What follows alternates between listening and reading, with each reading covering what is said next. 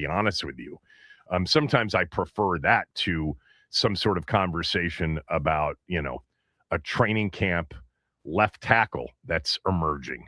But you are correct, Glenn. This is the time of year where every single sports publication will put out, 2026 rankings and lists. And we've been talking about the ESPN annual listing of their top 10 by position group.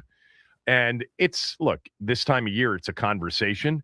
It's interesting to see what the league thinks, because the ESPN list and rankings of these position groups, they're voted on by 70 inside the league NFL front office execs, coaches, GMs, and scouts. This isn't, all due respect to my good friend John Keim, who's going to be on today's show, this isn't, the beat reporters voting on it, or this isn't one columnist's view of, how this should play out.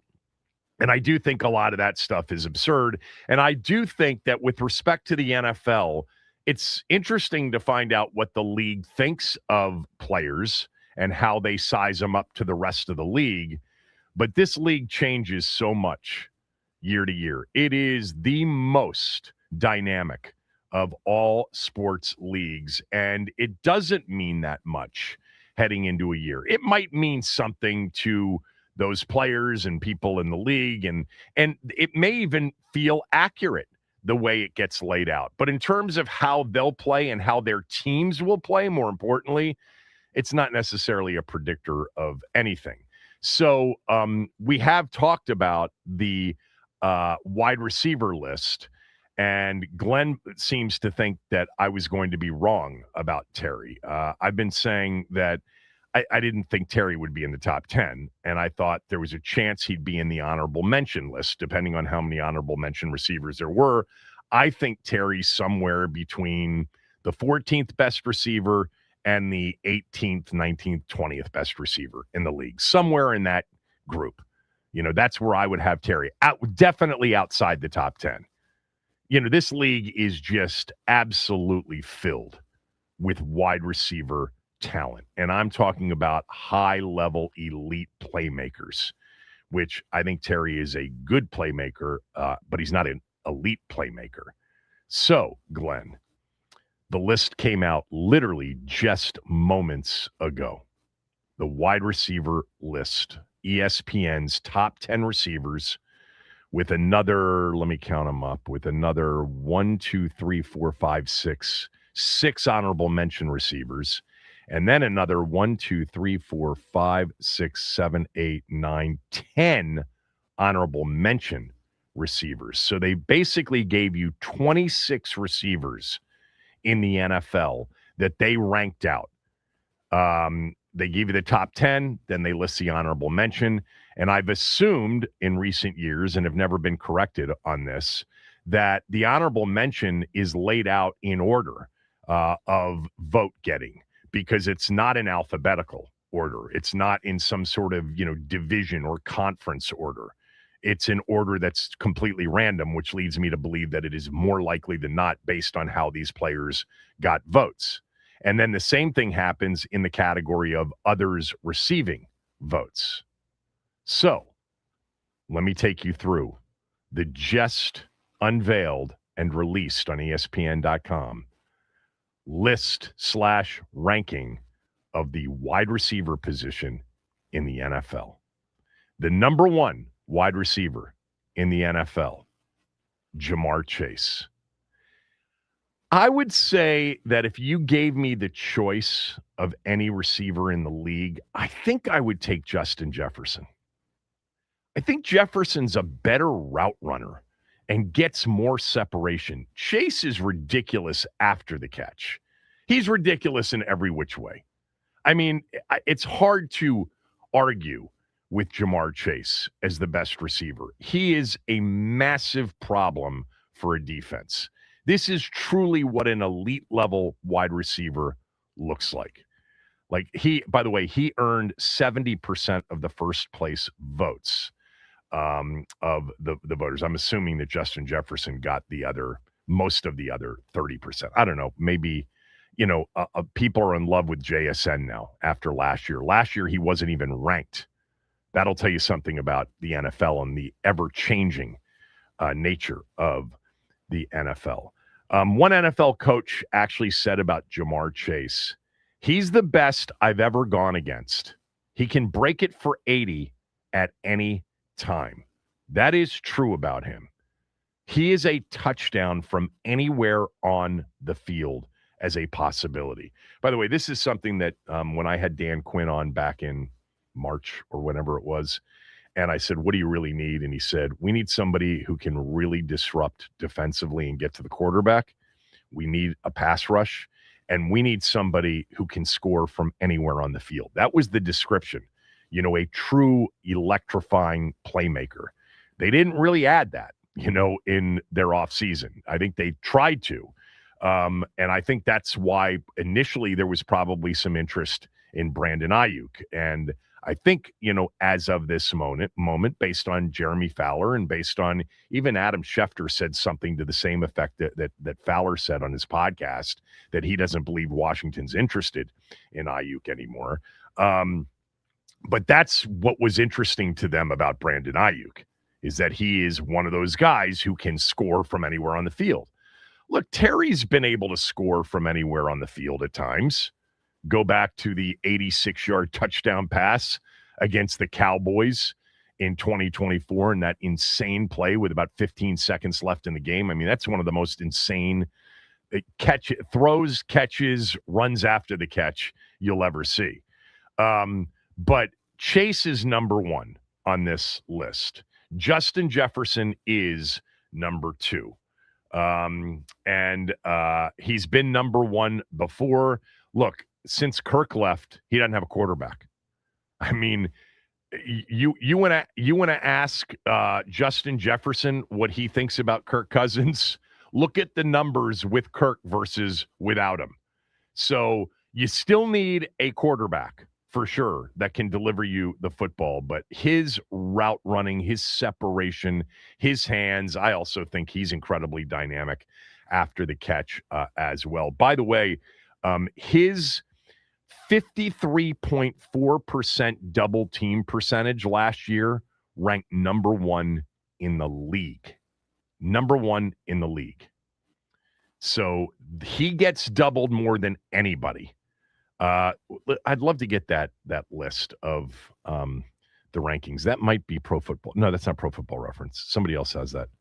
See if you can find the list of double team percentages on individual receivers, Max, from 2025. He was number one. Number three on the wide receiver list, just unveiled by ESPN.com, is Jackson Smith-Njigba, Seattle. Wasn't even ranked last year. I mean, Seattle was a team that had a 7.5 win total, over-under win total before the season started. Nobody really thought Sam Darnold could play at the level that he played at. By the way, Justin Jefferson did have really good numbers with Sam Darnold. That would be unfair to say it was since Kirk. Darnold delivered some big numbers to Jefferson that year. JSN, unranked last year, number three after what ESPN writes, a season for the ages. His league-leading 1,793 receiving yards accounted for 44% of the team's receiving yards in 2025, the highest player share since Brandon Marshall on the 2012 Bears. Jay Cutler was the quarterback, where he got 46% of the receiver yards. That's an interesting number, too. I would not have known what a super high. I would have guessed somewhere around 50. Smith-Njigba was one of the three receivers to appear on everybody's ballot. A couple of quotes about him. This one from an NFL offensive coordinator. He reminds me so much of Cooper Kupp's tremendous performance in 2021. Only JSN is better on the outside than him. Love his game, relentless, smooth competitor. He's not the elite outside player those top guys are, but that's not where he plays primarily. He is truly uncheckable from the slot. That is for sure. Um, Number 4, Puka Nakua. This guy, last year, by the way, he was on the honorable mention list. He's been ranked as high as, the highest that he got ranked by voters was 3. I think you could make the case that Puka Nakua should be 3 behind Jefferson and Chase. Number 5, Amon-Ra St. Brown. He has been an absolute impossible cover for a few years now. And he is somebody that Antonio Williams has been compared to. There's your top 5 on the receiver list: Chase, Jefferson, JSN, Nakua, and Amon-Ra St. Brown. Top 5. When we come back, I'll give you the rest of the top 10. Did Terry make the top 10? Did he make the honorable mention? Is he on this list at all? I'll give it to you when we return. Kevin Sheehan Show, the Team 980 and the team980.com.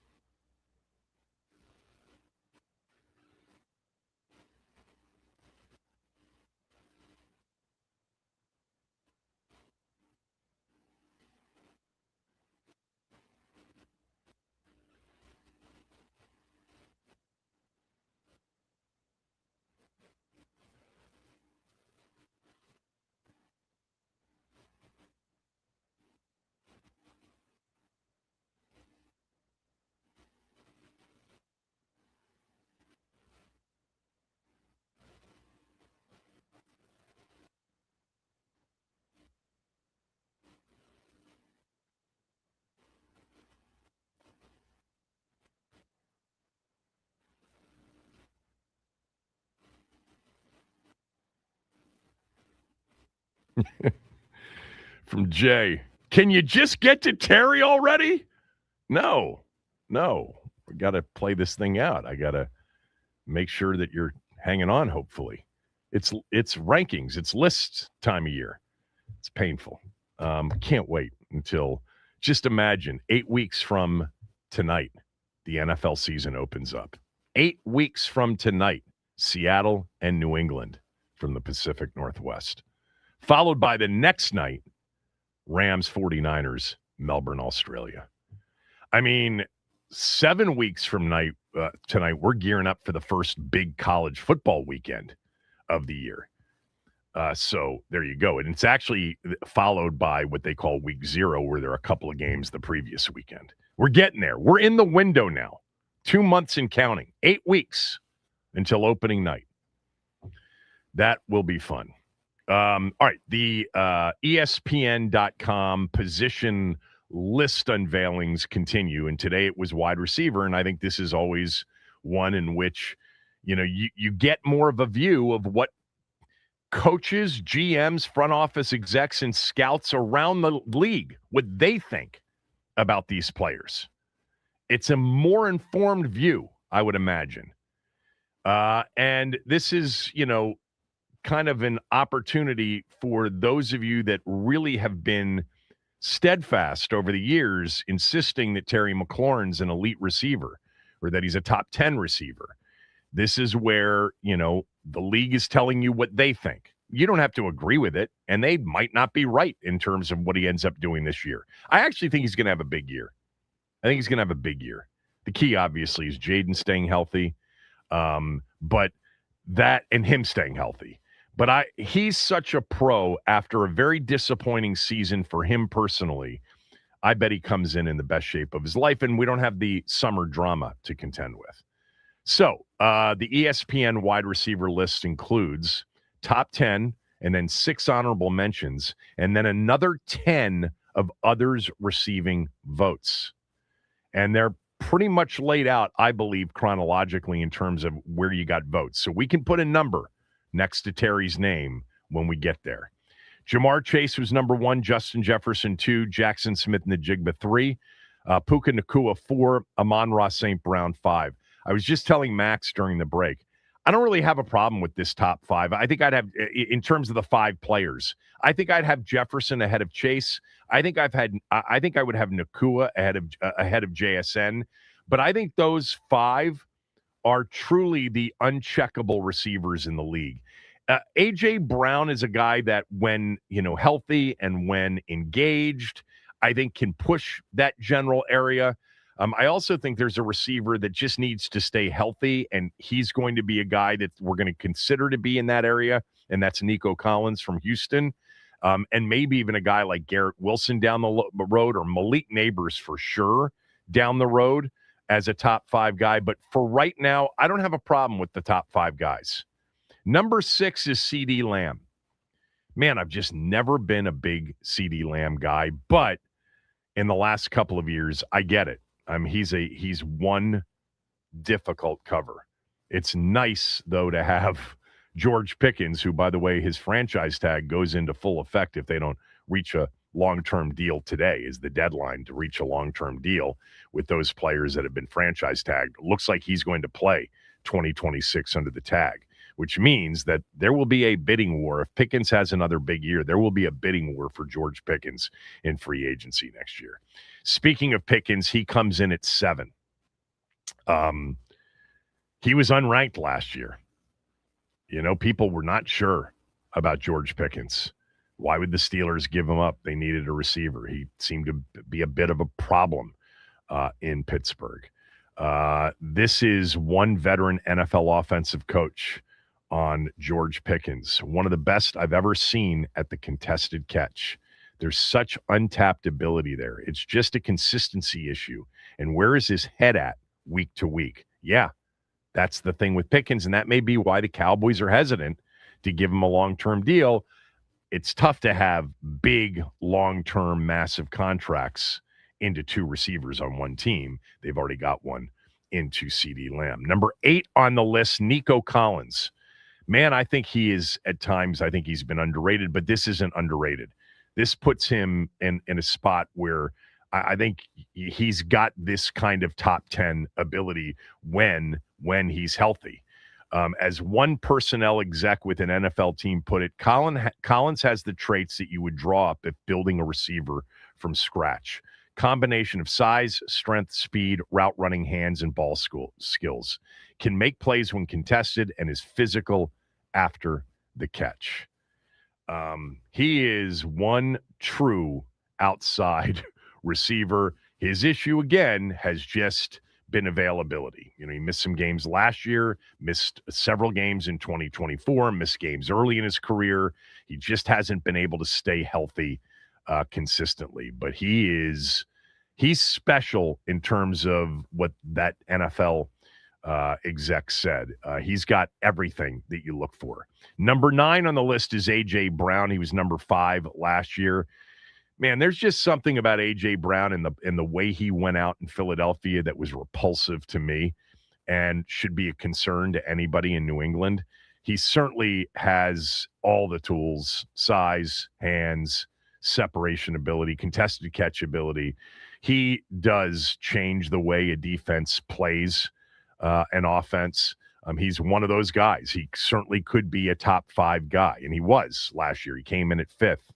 Now, with Josh McDaniels as the offensive coordinator, I would expect A.J. Brown with Drake May, who can really throw the football. This should be a big year for him.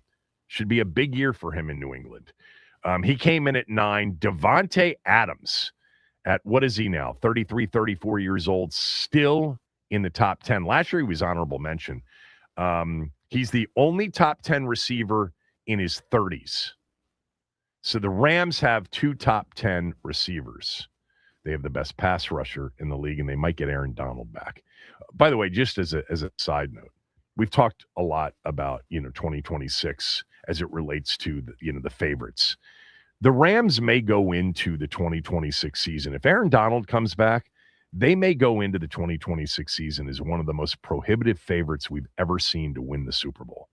It doesn't mean much in the NFL because things like injuries can't be predicted.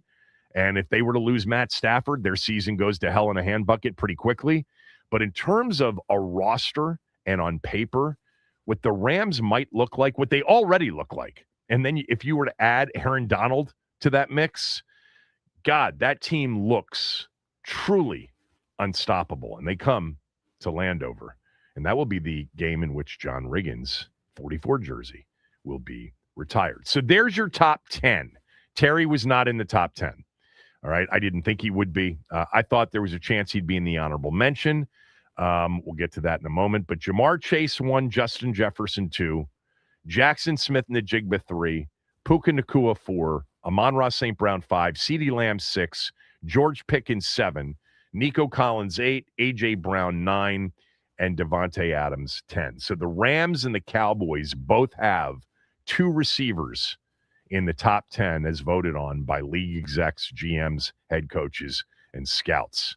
All right, now we get to the honorable mention list. And on the honorable mention list, there are 6 players that essentially are just outside the top 10. So they list them I think, they don't say this, but they list them, I think, based on vote getting. So you can kind of put a number in terms of the ranking slot next to the player's name because they're not listed alphabetically or in any other way that would make sense. The first player on the honorable mention list is a player that if his knee improves, because it was a serious knee injury followed by a surgery and then another surgery. And they're saying now that Malik Neighbors may not be available until sometime towards the middle of the season. Malik Neighbors is absurdly talented. And he looks to me like one of those guys who will be truly in the conversation of top 3, 4, 5 receivers in the league. But that injury is worrisome to everybody involved in New York. He came in as the first honorable mention wide receiver. So put an 11 next to his name. Number 12, and this guy's getting up there in age, but man, I think his new team's going to be a good fit for him. Mike Evans comes in as the second honorable mention and number 12 on the list. What's written about him, he's declining, but he's also sort of timeless. Still big and athletic and gets open. Will be interesting to see how Kyle Shanahan utilizes him in different ways. Just have always loved Mike Evans. This next one is a head scratcher for me on the honorable mention list. This would be receiver number 13 in the league. I don't honestly get this one. Zay Flowers? Really? 13th best receiver in the league is Zay Flowers after what, 2 years, 3 years in the league? How many years in the league for Zay Flowers, Max? 3 years. Just finished his third year. Last year, 86 catches, 1,211 yards, 5 touchdowns, 14.1 yards per catch. I mean, he's had 3 very productive seasons to start his career. There's no doubt about it. Man, he's just little, and I don't think of Zay Flowers as like a top, borderline top 10 receiver, top 15 receiver. But the league does. They have Zay Flowers at 13. 14, Tyreek Hill. Obviously, the injury has dropped him. This has been a guy that's been in the top 2, 3, 4 for his entire career. One NFL personnel evaluator said his speed has held up incredibly well. He's still a force when healthy. It's just tough with the knee injury, and he's 32 now. So they have Tyreek Hill on the honorable mention list. Where's Terry? Haven't seen Terry yet. We are at number 14 on the ESPN rankings of the receivers in the NFL. Number 15, the fifth player mentioned on the honorable mention list, and I am a fan of this guy, and we got into an argument not long ago, several of you and me, on this guy versus Terry. I would take this guy in part because he's younger, but Drake London came in at 15, or the fifth player mentioned on the honorable mention list. I like Drake London a lot. And you could see with a quarterback like Cousins, who knows where to throw the football, the benefit that he gets. The issue is, will Tua, will Penix Jr. be able to deliver him the ball enough? But he's big, he's strong, he's a 50-50 winner on balls. He's excellent in the red zone. He's not the big time vertical threat, but he's got enough speed to threaten a defense deep. So Drake London came in at 15. And then the final receiver on the honorable mention list, which would put this receiver at number 16 in the NFL. Is it Terry McLaurin or not? I'll tell you when we come back. Kevin Sheehan Show, the Team 980 and the Team980.com.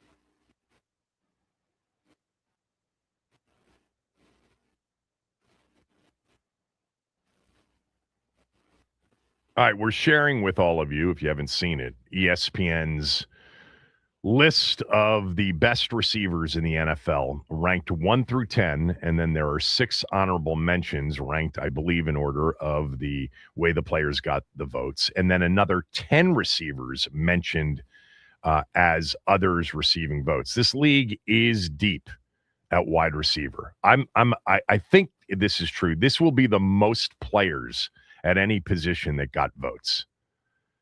There just is an unbelievable abundance of wide receiver talent in the NFL. It really is the age of the wide receiver in the NFL. It has been for a while. So where does Terry fall on ESPN's rankings as voted by 70 voters, all of whom are within the league? Front office execs, GMs, head coaches, scouts. The top 10, Jamar Chase, Justin Jefferson, JSN was 3, Nakua 4, Amon-Ra St. Brown was 5, CeeDee Lamb was 6, George Pickens 7, Nico Collins 8, A.J. Brown 9, Devontae Adams 10. Then on the honorable mention list, Malik Neighbors was the first name mentioned, so put him at 11, Evans at 12, Zay Flowers at 13, Tyreek Hill at 14, Drake London at 15, and then the last honorable mention wide receiver, who would be the 16th ranked wide receiver per this polling in the NFL, is Jameson Williams from Detroit. So Terry's not in the top 10, which I didn't think he would be, and he did not make the honorable mention, which I thought there was a chance he would make the honorable mention list. Look, out of sight, out of mind, man. Recency bias. It goes. It's a part of how people inside these games and outside these games typically evaluate and analyze and rank and list. And last year, everybody on Washington's team basically was out of sight, out of mind. Legitimately out of sight because they didn't play much.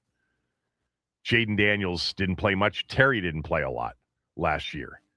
So if Terry and Jaden play last year and they have kind of a year, even if it's a true step back year because they were on the field and regressed rather than regressing because they were off the field, I don't call that regressing with injury, but they would have perhaps been higher on these lists. Now, the also receiving votes basically takes you from the 17th ranked wide receiver through the 26th ranked wide receiver in the league. The first on the also receiving votes list, number 17 at wide receiver in the NFL, is Alec Pierce. Washington tried to pursue him at the beginning of free agency. He stayed in Indianapolis. Alec Pierce. Followed by T. Higgins, who would be the 18th best receiver in the NFL. Then DK Metcalf. Pierce would be 17. Higgins would be 18. Metcalf would be the 19th best receiver in the NFL. And then, finally, Terry McLaurin is mentioned. He'd be the 20th receiver in the NFL. So there you go. They've got essentially Terry as the number 20 wide receiver in the NFL. I'm going to give you my thoughts on it in a moment. Following Terry on the list is Garrett Wilson. I actually think Garrett Wilson could be way higher on this list. Give him a quarterback. Let's see what happens with him. Devontae Smith follows Garrett Wilson. Ladd McConkey got votes. Brian Thomas Jr. in Jacksonville got votes. Jalen Waddle got votes. And Chris Olave, who I like a lot. But again, with Olave, same kind of deal as Nico Collins, a little bit, availability. You know, last year, Olave was available. 100 catches for Chris Olave last year and 9 touchdowns. 100 catches with essentially, for the most, certainly for the second half of the season, a rookie quarterback in Tyler Shuck throwing him the football. I actually am a big fan of Olave. I think he's an excellent route runner. I think he's got really good hands. His availability in 2024 was a major issue. And he's had some of those issues in staying healthy. And even when he's been healthy and been available, he hasn't been 100%. So there you go. There is your list of the receivers that ESPN's 70 voters put together. Terry as the 20th ranked receiver in the NFL. Now, where would I have him? So ahead of him, I would have him definitely in front of Zay Flowers. Am I nuts? Am I just missing it on Zay Flowers? No. Who is the third honorable mention receiver listed? Zay Flowers feels like the guy who's just like constantly the past 3 years is like, oh, the next year he's going to do it. The next year he's going to do it. And then he just doesn't do it. And it's well, a he had disappointing 86 year. catches last year. But I'm expecting Lamar him didn't to be, play. That's true. Lamar wasn't out there the entire year. He's been touted to be wide receiver 1 for the Baltimore Ravens for the past couple years, and he just hasn't elevated to that level. Like I would take, I feel He's like DeAndre tiny. Hopkins is more impactful than he is. He's tiny. itty bitty. Yeah. So I would take Terry in front of Zay Flowers on this list. Tyreek Hill, you almost have to take and put aside because you don't know what he's going to be. I mean, there are reports that he's just not going to be ready to play this upcoming season at all because of how bad the knee injury was. So I'm going to take him off the list entirely and not count him. I think Jameson Williams, to me, is inconsistent with catching the football. That's my problem. Yes, he is a burner. Yes, he's a threat with the ball in his hands. But that ball hits his hands and bounces off them. It seems like a lot to me. So I'd have Terry in front of Jameson Williams. I'd have Terry in front of Alec Pierce. I was not a fan of paying Alec Pierce what he got. I'm glad they didn't get Alec Pierce to it. I say I'm glad. I would have loved to have had Alec Pierce's speed, size combination on the field. I think in some ways Pittman to Pittsburgh, that might be a better fit. So, I mean, it's hard to – I'm going to take him in front of Pierce. That's hard because Pierce is, 25 years old maybe? But that's 4 receivers I'd have him in front of.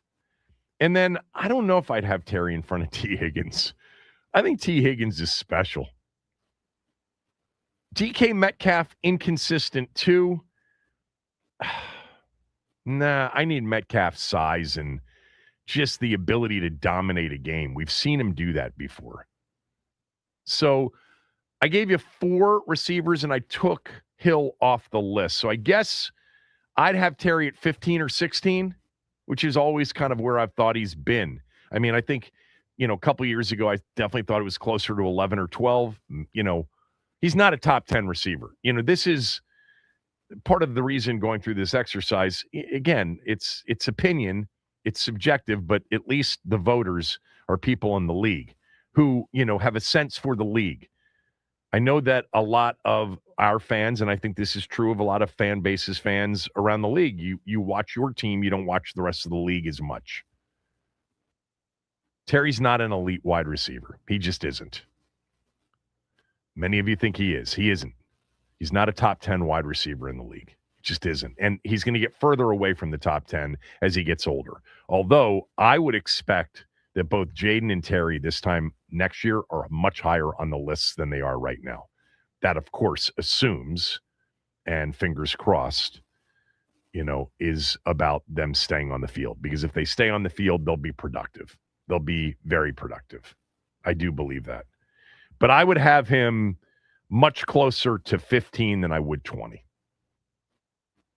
I don't get the Zay Flowers at 13. An AFC personnel evaluator said about Zay Flowers, catch and run, start and stop is elite.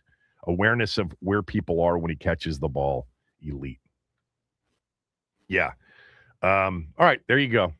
We just went through the entire ESPN wide receiver list. They still have, what do they have left? They have safeties, which will come out tomorrow, and that'll be it. So Washington had no running backs listed anywhere, no corners listed anywhere, no edge rushers listed anywhere, no D tackles listed anywhere, no tight ends listed anywhere. They had Laramie Tunsil as the number 5 O tackle in the league. Interior offensive lineman, nobody. Quarterbacks, Jaden was at 12 as the second receiver on the honorable mention list. Off-ball linebackers, Frankie Louvu was others receiving votes, and Terry's others receiving votes for wide receivers. So 4 players on the roster in these rankings somewhere. I don't think they'll end up with a safety on the list. I don't think Nick Cross is going to make it. That's my guess. We'll find out tomorrow. It does say something, obviously, about the roster. But, these are the top, basically somewhere between the top 20 players at a position and the top 26 at wide receiver. Doesn't mean that Washington doesn't have, and I think they do in several spots, have several players that would be in that next tranche of somewhere between 25 and 50. Still really good football players. Wouldn't surprise me if this time next year, a guy like Odafe Owe is on the list as a pass rusher. Would really love it if like a second receiver emerged from somewhere.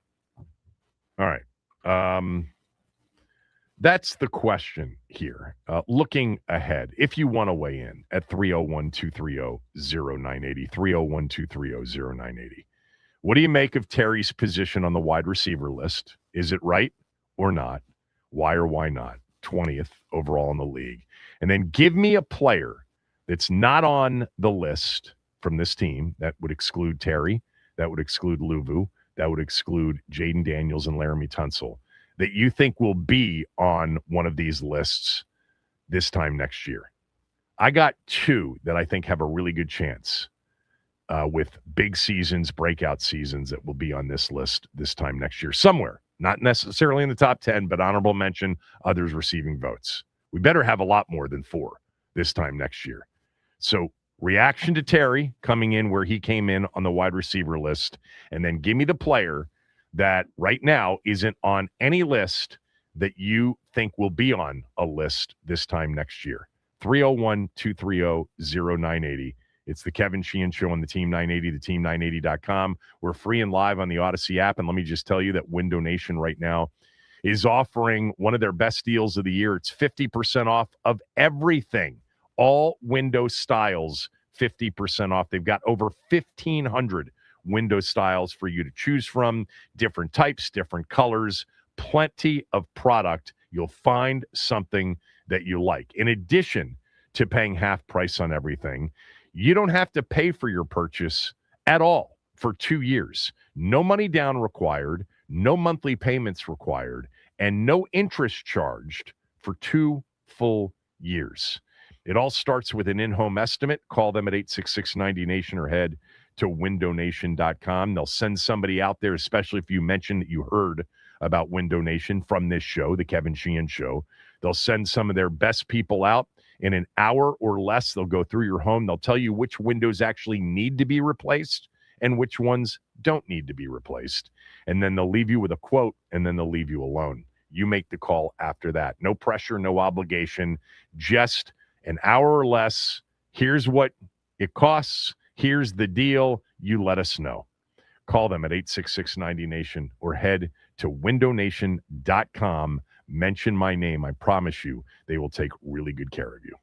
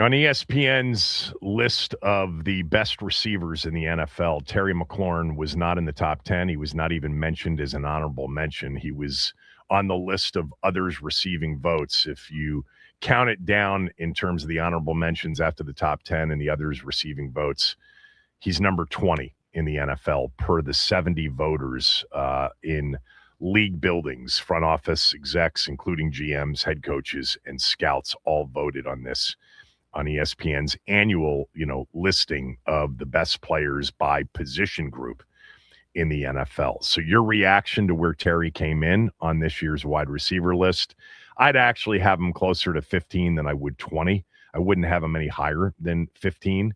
But I also understand why he is where he is. It is a recency bias kind of a league that, from a fan perspective and even for people inside the league, it's like out of sight, out of mind. And all of a sudden it's the players that they last saw, recent impressions. It really is a lot about that. And Terry, missed 7 games last year. And when he was out there, no one was out there with him. So I expect him to have a bounce back year as I do the quarterback. I think the system will be one that's preferable for all of them. I'm not one of those that believes without any level, with some level of certainty, that 24 is the blueprint for 26, meaning, it was a mediocre supporting cast and they were top 5 offense in the league. I think it's different. I think it could still produce the same results. I'm not saying that it won't, but Terry's 2 years older. The mix of everybody else is different. Zacchaeus ended up being a valuable part of that. Eckler was a valuable part of 2024. Ertz was a valuable part of 2024. But I think Terry's actual legitimate spot isn't 20. I think it would be somewhere around 16 or 17. 15, high, really high. 16 probably. I'd have 3 or 4 receivers that were ahead of him listed behind him. And I'd actually have one behind him listed in front of him. I think Garrett Wilson is special. I think Chris Olave, when he's healthy, is similar. All right. What about next year? Who's going to be on these lists that isn't on the list this year? And at this point, there are only safeties to go. So I want somebody that's, kind of off the grid a bit. I'm going to give you 2, and they are both Terps. And I'm not giving you these 2 because they are Terps. It's just how I feel about both players.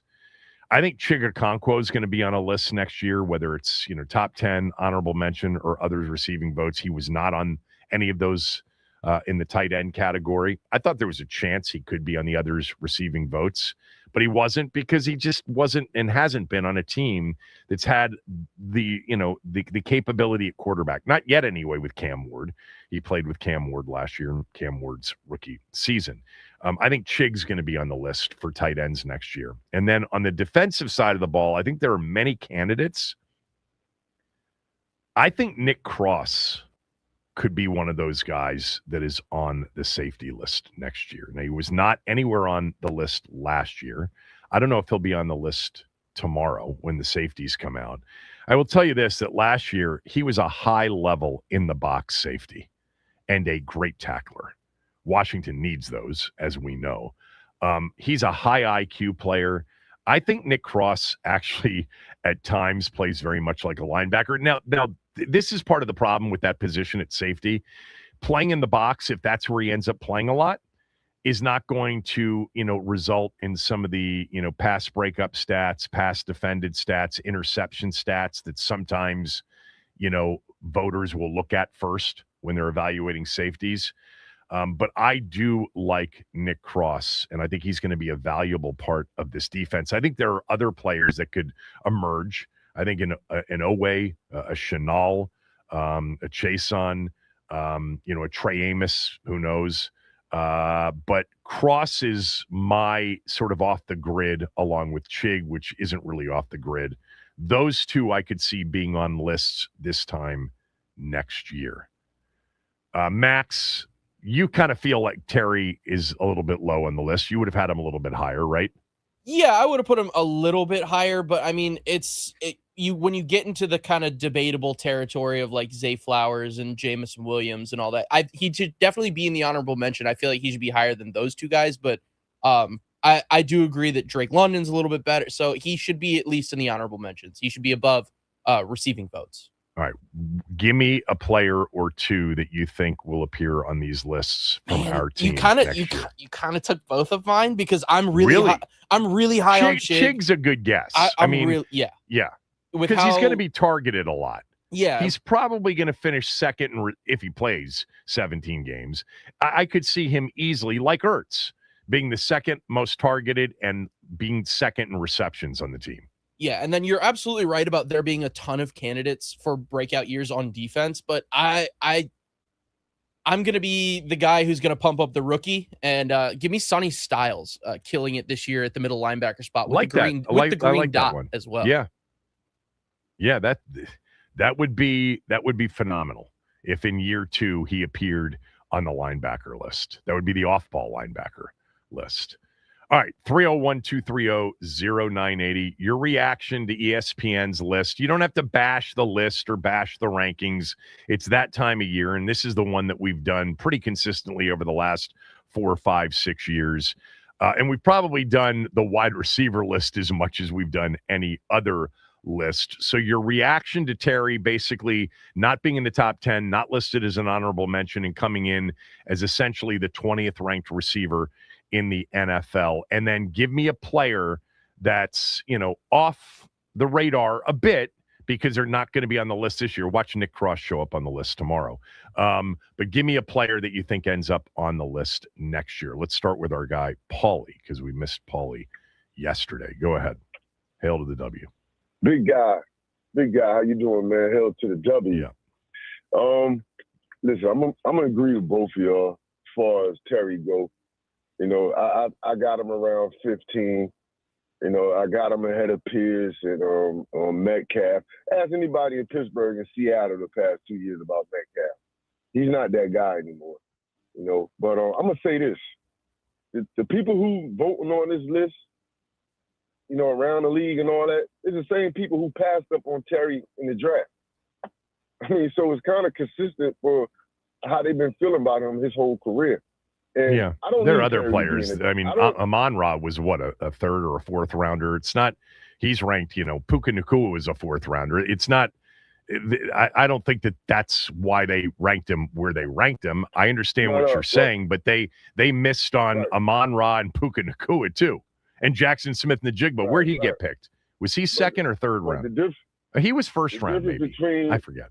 The difference between them and Terry is, though, early in their careers, they had bona fide quarterbacks, but Terry just had a bunch of totally fair quarterbacks. Yes. So and to me, he's elite. He has elite moments. Does he consistently dominate every game? No, he don't. But he has elite moments, and he's a consistent player. And this past year was the first year we ever said anything about if healthy. You know? So, true. Hey, that's my guy, and he's always going to be my guy. As far as players on the list next year, I'm going to go with Josh Connolly Jr. I mean, started off a little rough last year. Yeah. But halfway through the season, towards the end of the season, you didn't hear nothing about Josh Connolly Jr. I know. He wasn't getting flags. We wasn't criticizing him. It seems to me he got better week in and week out. That's a good one. Pick. So I expect him to be on the list next year, man. I mean, I think Cosme could be on the list next year. I mean, wasn't Cosme on the list last year? Was Cosme like others receiving votes last year, Max, in 2025? I'm pulling up the list right now for 2025. I think in one of them years, I think he was like receiving, or it might have been on the end of the top one. I like the Connerly one. I mean, he's a first round pick, and he absolutely improved as the season went along, and he could also be the beneficiary of a healthier team with a starting quarterback and an offense that produces a lot more. No doubt. All right. Thank you for that, Paulie. Let's go to Joe in Westminster. Joe, go ahead. Reaction to Terry being 20th on the ESPN wide receiver list. And who do you think might be on this list next year? Any position that isn't this year. Go ahead. All right, Kevin. First off, got to apologize for the last time we spoke. I couldn't have been more wrong about Brandon Ayuk, so I wanted to get that out of the way. I don't remember what Secondly, you said. Refresh. We just got in an argument about it. And we did yelling at each other, and yeah. So I felt bad about it. Let me just tell you, I don't remember because I get in arguments with a lot of people, but I'm sure it was. It was not. No hard feelings. Trust me on this end. Cool. All right. So as you know, Kevin, I'm down with this where Terry is 17. You know, at this point in his career, that's where he belongs. That's where he's kind of always belonged, right around 15. Kind of tired of the excuse about he doesn't have a quarterback. I mean, that ship has sailed. I know our fans love Terry, and you know I love Terry too. But when you have a mediocre football team like we've had for so many years, the fans tend to do what fans tend to do, and our best player means he's one of the best players in the league, and it's just not that way. Right. So 100% right. We've always been on the same page where Terry's concerned. And you did kind of steal my thunder a little bit there with Cosme, because I'm a big fan of his. I think he's a hell of a football player. But if I have to go somebody different, I think Trey Amos could take a step this year and kind of crack the top 15 corners in the NFL this year. He's really shown me a lot. I'm sorry that he got hurt last year, and if he if he's healthy and bounces back to what we started seeing out of him as a rookie, I think he could make that list. Yeah, I like that one. I like that one a lot. And, back to Terry, because we're obviously agreeing on whatever. I don't remember what we disagreed on. You said it was Ayuk, but whatever. But I think that is – I think you nailed a big part of it, and I'll add to it. It's the drought that we were in for a quarter century. You grab onto anything that looks great, feels great. And by the way, he feels great because he's such a great, guy. He's a first-class guy, and he's represented the organization during some of the most difficult times in the organization's history in such a classy way. But I also think the other part about Terry, and I hear this from younger fans primarily, when they want to talk about him as if he's the greatest receiver in franchise history, stop people. We have 2 Hall of Fame wide receivers. Charlie Taylor and Art Monk are Hall of Fame wide receivers. Gary Clark, had he played his entire career in the NFL rather than a few years in the USFL before coming to the NFL, would probably be in the Hall of Fame. Santana Moss, I'm sorry, is ahead of Terry on the franchise's all-time greatest wide receivers list. Terry's pushing, though, top 5, because after those 4, it's not like we've had unbelievably great receivers over a long period of time. And Terry's been a really good receiver now over a pretty long period of time. And I expect it to continue. But Terry McLaurin's never going to pass Art Monk or Charlie Taylor on the list of anything. I know receptions-wise, I don't think he'll ever get close to where Taylor, where Monk is. And I guess there's a chance he could get close to Taylor, but he's been a really, really good wide receiver, a really good NFL wide receiver, and a phenomenal dude at the worst possible moments in franchise history during some of those years. Thank you, Joe. Appreciate it. Let's go to Eric. Eric's calling from Norfolk, or as they say down there, Norfolk. Go ahead, Eric. That's right. No, you said it perfectly. That's great. It's really, honestly, at this point, there's not much I can say that hasn't already been said. I kind of had Terry somewhere between 10 to 15, 16 at worst. And I was going to say either Connerly or Cosme, but I'll just go bold prediction and out of left field, and I'm going to say Bill will be on the list if he improves his pass protection. If he improves his pass protection and his big playability, I see him working his way up that list to honorable mention. I'm not going to go top 10, but honorable mention for sure. I actually thought about him briefly because I do think that in terms of big plays, in terms of, being able to score from anywhere on the field, I think he proved that in that Dallas game. And I think the offense, which will be more zone run based, and I think it's a really good fit for him. I think it's a good fit for Rachaad White too. I think that that's not crazy. I do, however, believe that Rachaad White is more likely, Eric, to get the majority of running back snaps, especially early in the season. And I think people are going to be surprised at how good of a runner Rachaad White is, even though he's not a home run potential guy like Bill is. But I like that one. Yeah. Yeah. Hey, one last thing. Sure. Kind of a little off topic. I don't know if you've seen the show Chad Powers yet. I know you're a big show guy. If you need something to watch between now and is that the Eli thing? The Glenn Powell, Eli, yeah. Yeah, I haven't seen it. I haven't seen it. Fantastic. Yeah. Fantastic. I would recommend. I also didn't watch yet the Netflix Quarterbacks episode 1, or was it 2 episodes you said that were out at Max? Yeah. I think there's 6 out. I made it through the first 2 last night. Oh. Can I just make a prediction on that show? Because I have not watched anything yet, and I haven't really read anything. You did tell me something in this general area, but I was going to predict this anyway, that Joe Flacco is going to end up being the star of this show. The sleepy dark horse star of the show. Because what I've heard about Joe is that everybody in the building always loves Joe Flacco. Players, coaches, everybody in the building. Yeah. How was he in the first episode or 2? He's getting the Kirk Cousins treatment a little bit. I mean, they're showing him a lot, and they're really going a little bit deeper on like the family aspect and stuff like that. So his kids are great. The family vibes in the stands are awesome. Yeah, Joe Flacco's been the winner through the first 2 episodes so far. I'm going to guess Jaden's not going to show us a lot of personality. Yeah. It's not his thing. It just, we haven't seen a lot of it through the first 2 episodes. I mean, we're in like week 4 right now after the Raiders and the Falcons game. So he's getting ready to come back. So I'm excited for episode 3. Can't wait to see what happens and see the rest of Jaden's season. I hope any nuggets about anything in the show related to last year? None, really. Yeah, a lot of it's just like, I'm injured. I'm trusting the medical staff. It sucks, blah, blah, blah. A lot of Jaden's mom as well.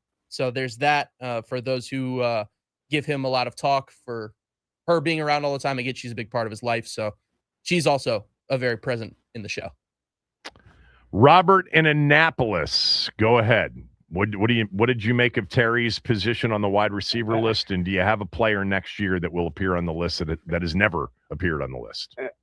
All right. Well, good morning. But how many lives has Joe Flacco had now? Our guy. I love him. You know I love him.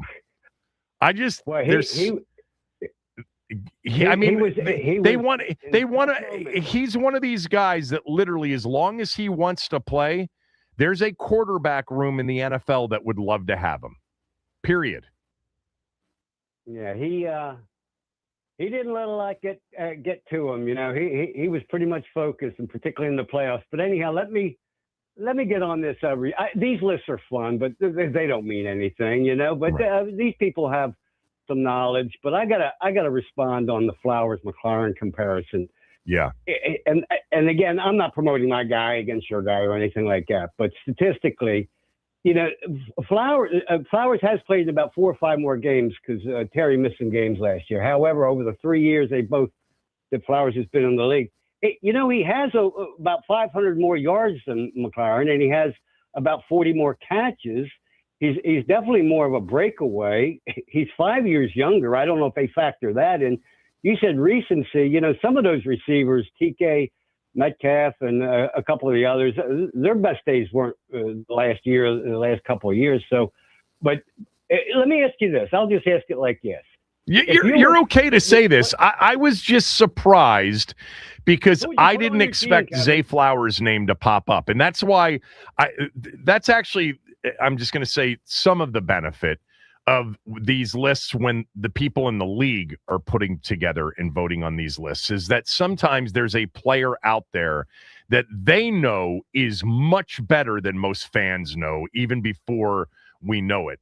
And look, I looked up Zay Flowers' numbers. You're right. He had a tremendous year last year. And remember, Lamar played what? How many games last year? All 3 years. Yeah. All 3 years. No, I saw it. Touchdowns. Terry has more touchdowns, but Terry's a bigger red zone threat. Yeah, no, he's a better red zone threat. Yeah, but and he didn't have Lamar. Like Terry didn't have Jaden, and Terry didn't miss 7 games last year. But how many games did Lamar miss last year? 5, 6? Lamar played in 15 games, but he was injured in most of them. He didn't miss that many last year. He's had a couple years where he's missed the end of the season. Well, he wasn't healthy in a lot of those games last year. Well, you're breaking up, Robert. Robert in Annapolis. Done.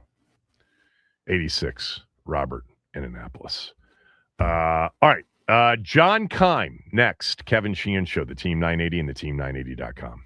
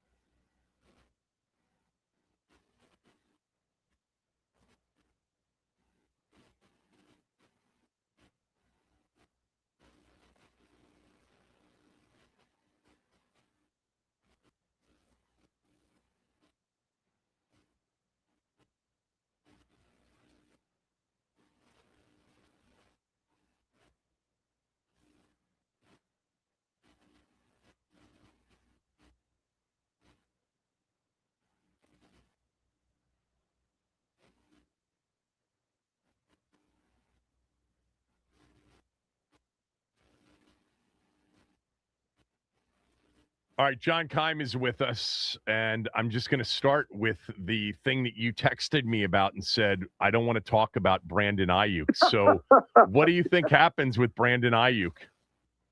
Oh, man. I don't know.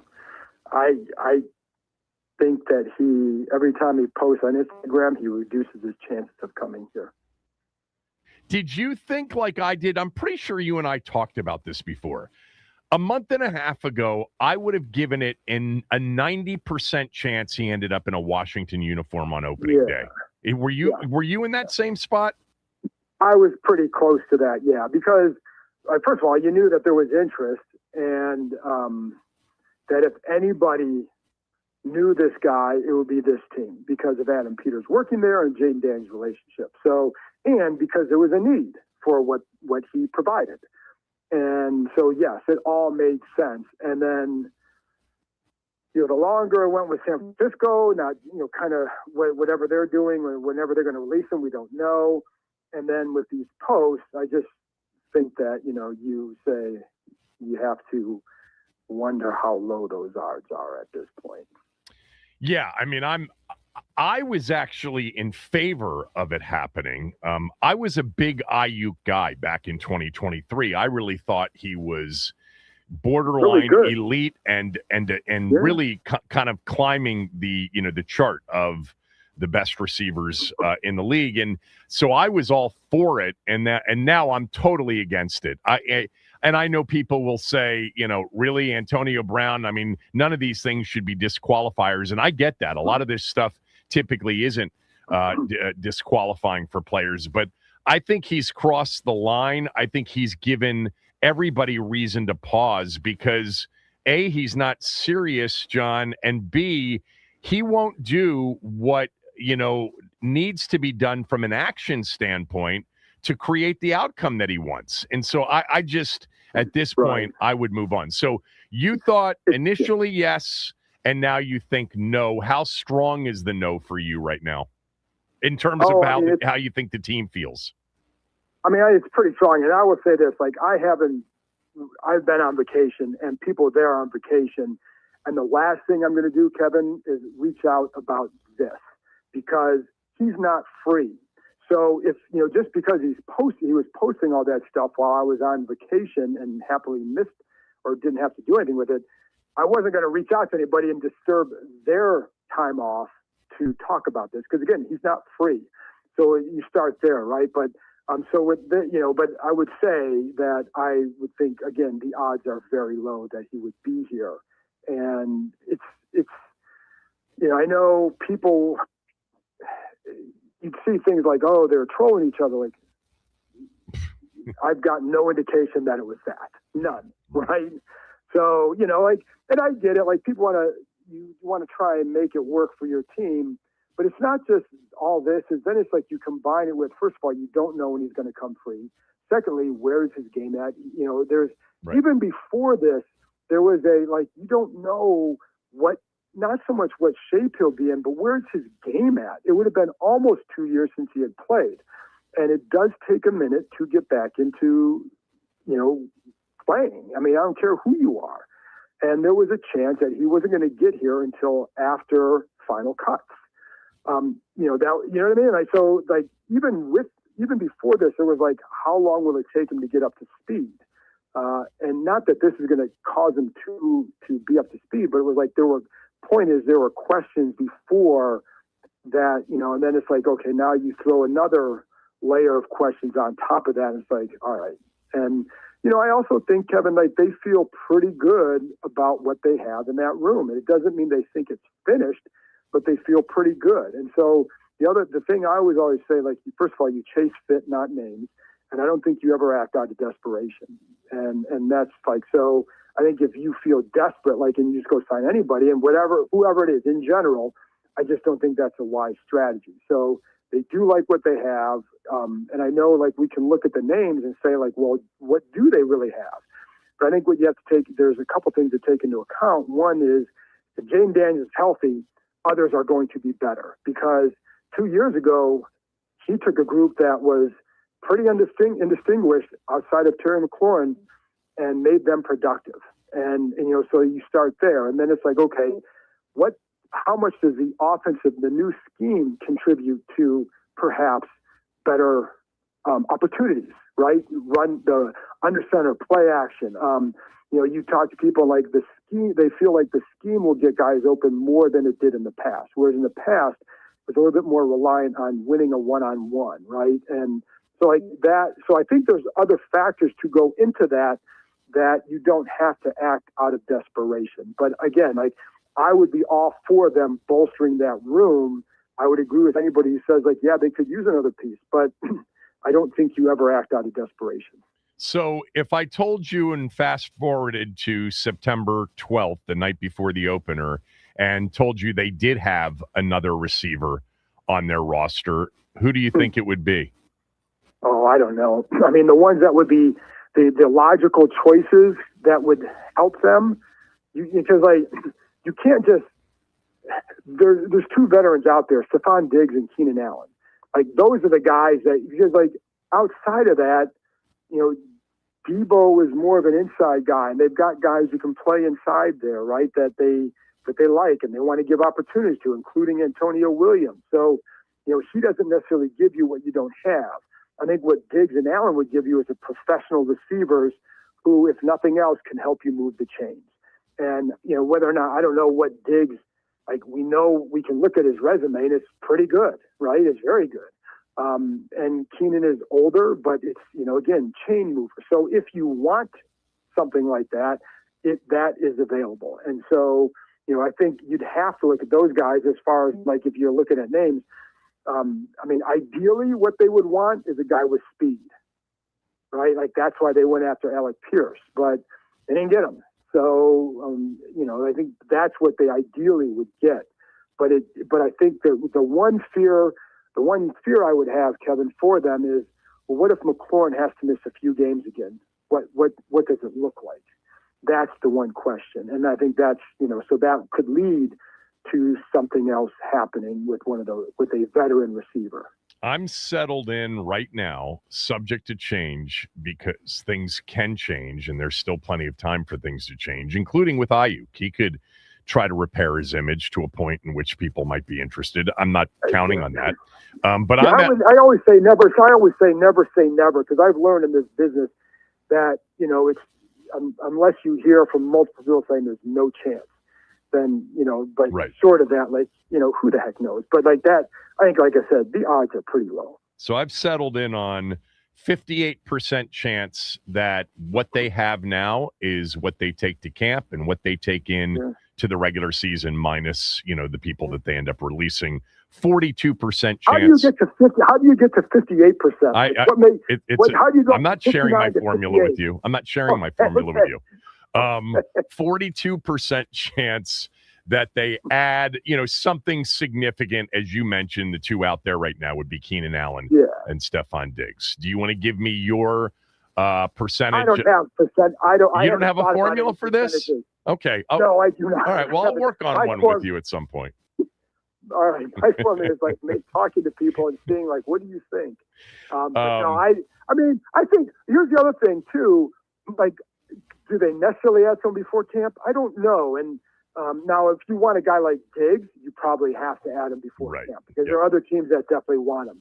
I don't know with Keenan Allen what the market is for him. What you don't know for him is, like, first of all, is there legitimate serious interest, and what does he desire at this point? Like, would he be willing to come to the East Coast after he played 1 year in Chicago? But like, you know what I mean? Like, he's been out west all the time. Like, do you want to come east? I don't know. And so maybe a guy like that waits to see what transpires in camp to find a really good solution for him. You know what I mean? And it's also, Kevin, it also could be somebody, there could be guys that get cut that, like, okay, this guy makes sense. Again, I always go back to when people are panicking. I go back to 2 years ago. One of their better receivers during the season, until he got hurt, was Noah Brown. They got him a week before the season. Yep. So like, not that you're going to get an all-star at that point, but you need a guy that you can come in and contribute. And then also camp gives them a chance too to see, like, okay, what does Antonio Williams look like? Like when Terry McLaurin was a rookie, at this point in his career, like you didn't know what they had. Then you get to training camp, like he's torching people. So you knew he was going to be good, right? So that would reduce the desire to then go get somebody, right? Sure. So, Sure. I think there's still things to see. And I think that's why my thought would be if you want Stephon Diggs, you probably have to sign him before camp, just because, again, I think there will be other teams interested. But, if not, then they probably want to have a wait and see. Like, how does Williams develop in camp? You've referred back you've referred back to on a couple of occasions the 24 supporting cast for Jaden. And I think a lot of people have settled in on, well, they were a top 3, top 4 offensive football team with something that looks almost identical to this. I would push back a little bit on it being identical to this. Not that it can't it's identical, but it's or as capable. Let me put it that way. Yeah. But I don't know yet because, like you said, Antonio Williams could end up developing into something. Some of the guys like McCaffrey or Lane or Burks could take a big step forward. Yeah. But the reason I say that, John, is that Terry was 2 years younger. Let's not forget that Terry's coming off an injury-plagued season and the worst season when he was out there. Now, it wasn't his fault because there was nothing else out there with him, including his starting quarterback. And there's no guarantee that Terry's going to be what he was 2 years ago. No, there isn't. But he did look good when he came back from his injuries. He looked fine. Yeah, no, I understand that. And he's such a pro. You're right. He's such a pro. I would expect him to be in the best condition and ready to go. Right. And certainly he's not too old. But they also had Austin Eckler on the team, even though, he got hurt, with the concussions. But he was a dynamic, weapon for them. He was very good. And they had a big old red zone target, and third down target in Zach Ertz. And I'm a big fan of Chig, but I look at it and I say it could be something similar, better, but it also could be worse than it was in 24. Correct. And my point with it is not so much like, just because it worked then, it's going to work now, but it's more like go back to that year and what were people worried about? They had Olamide Zaccheaus was coming off a 10-catch season. Yeah. He caught 45 here. Yeah. Noah Brown gets added late. He catches 35 and has a bunch of draws a bunch of pass interference penalties. So the point is you don't know. And that's why I'm not sitting here and going to panic about what they have or don't have. Again, I do feel like it'd be good if they could add somebody for a variety of reasons. But what is it that they really need? And again, I think what they wanted was a guy that could stretch the field more opposite Terry. And, I think Antonio Williams is a guy that is more of an underneath guy, run after the catch with some explosiveness that way, but just in a different way. So, and there are definitely questions. Just because it worked then doesn't mean it will work now. And, Rashad White, I'm intrigued by him. Me too. But, Eckler was very good. And I'll be honest, and watching, here's the other thing with those guys, and this is an aside, but I loved watching Eckler and Ertz in practice. And just because of the way their approach during practice, how they would work during breaks or when the special teams portions were out there, you could see why, why do guys last so long? Well, watch these two work in between sessions. That's how you will. This detailed footwork on that. That's why Ertz was so good in the red zone, the one-on-one. But that's where Kingsbury's offense, when you talk to people, there are a lot of people who are it was good for that offense was good for Ertz. It was not good for the other tight ends because it was more reliant on being able to win one-on-one. And when you watch Ertz win, it was oftentimes footwork. Well, that's not Ben Sinnott's game. It's not, Chig is going to be, if you get the play action game going, that's where you can fool them a little bit, and that's where that can open it up. So, there are differences in there. Okay, that could work. We don't know if it will, but I do think it starts with number 5 being healthy, and if he is, a lot of things will look a lot better. But you're right, you can't assume, but my only point with that is with the receiving corps, I remember half the questions, it's not half the question, but a lot of questions that first summer was, who's going to be your number 2 receiver? And it's well, be by committee, be this. Now, I will say, having said that, the problem that I have with this group is there are a lot of questions because we don't know how good Williams is. Luke McCaffrey has to take a big step. Jalen Lane has to take a step. Trey Burks, what can he be in a full year with this team, right? And De'Ami Brown, can he be a 35 catch guy? So, there are a lot of questions with this group, and there isn't that this guy is your dependable number 2 guy. We don't know who that would be. But it also, not to drone on this, but I think Okonkwo, I think the tight ends will be more involved in the pass game than last year as a group, with Chig leading the way. Chig could very well be your number 2 target. I think you'll see, different running back sets out of this than we've seen before. I think Rachaad White will have a number. So there's a lot of ways to get that. The question, though, I have with it, Kevin, is do they have, not so much can you manufacture the pass game, but do they have enough explosiveness so you don't have to just drive, right? You can 100%. have some big plays on 100%. Somebody that can, somebody that can make the defense play them differently and open up a lot of space. In going back to 24 and comparing the supporting cast to this one, in 24, I mean, some of us were big Jaden Daniels fans, but still nobody knew what he would be as a rookie. If you gave me the choice, I'll take the current situation 10 times out of 10, which is we know how good the quarterback can be if he's available. The supporting cast, whatever. At least we know that they have a legit starting quarterback, and hopefully he will be healthy. Go ahead. And just the other thing with that, look how many guys had Olamide Zaccheaus went from 10 to 45. Noah Brown had Crowder came in, during the season and became a factor. Right. Yeah. Terry had a career high in touchdowns. Zach Ertz didn't have career highs, but he certainly had a very good year. Noah Brown, when he was out there, was a favorite of James. Correct. Yeah. Correct. So, the comments, I know there was it's not just Jaden there. However, he was kind of a big part of that. Yeah. So, I agree with you that, what you keep hearing about him is locked in. And so that is I think if you could take one or the other, let's say they had their number 2 receiver, but they didn't have, a lot of questions about Jaden and his play, I'd be more worried. But with number 5, I think a lot of things are possible. And he's a guy that when you still don't hear a lot of questions about his ability when you talk to people in the league. 2 more. The only is durability, but that's it. I look, I think you know this. I think we've probably even talked about it off the air.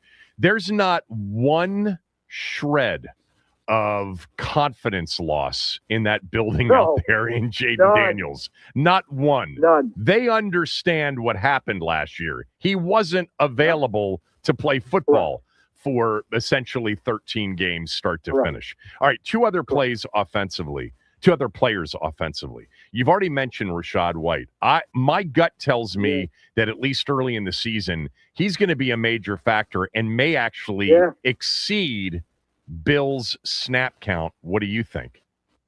Yeah, I could see that. And he was one of the guys that, now, you can't fall in love with running backs in the spring because they're not in pads, right? I mean, so you take it for a grain of salt, but you saw the quickness and it's he has more quickness and speed than you thought, right?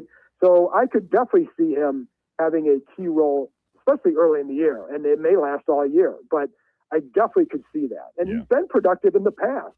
He was, he's been productive as a runner. I think the question though is, as a running back, does Bill offer more potential big plays? And I was looking at this today, so I know this, that he had he had 12% of his carries were for 10 or more yards.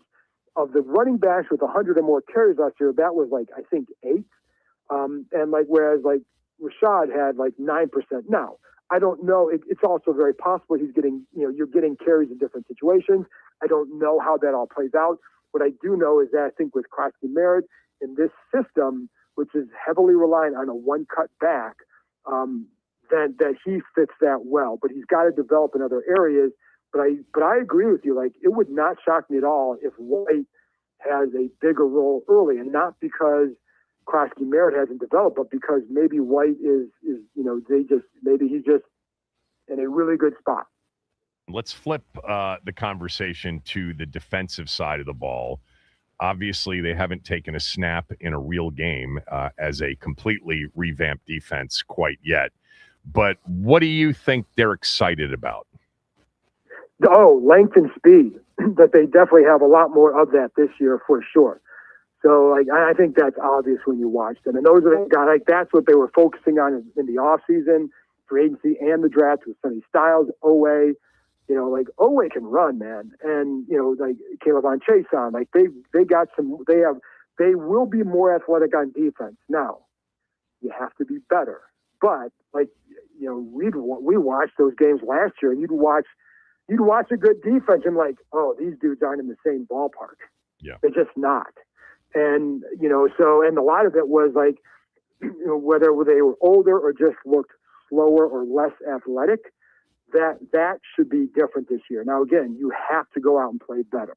And we don't know how that's going to go. And, you know, I've been here long enough, and so have you, that we've seen a lot of changes at coordinator, but not a lot of great defenses. So, you know, they've got to go out and prove it, but they will be more athletic.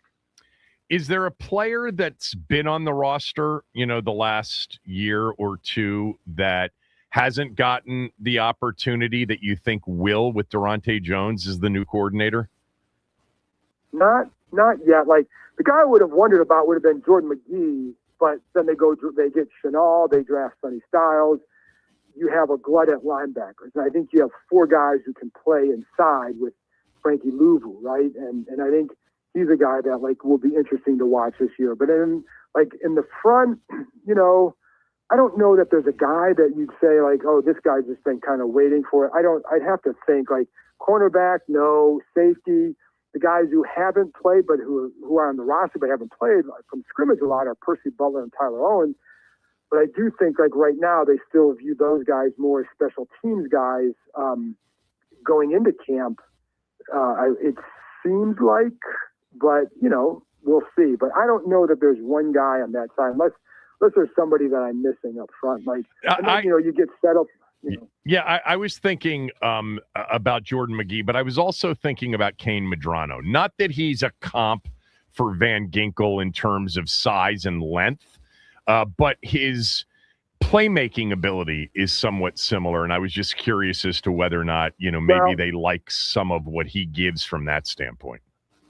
Yeah, but I think, like, when you're looking at that role, I think you're going to look at guys like Caleb on Chason, you have Dorrance, you have Odafe Owe are in those types of roles, like whether it's Van Ginkel or Grenard, right? Like, those are the guys that are playing that.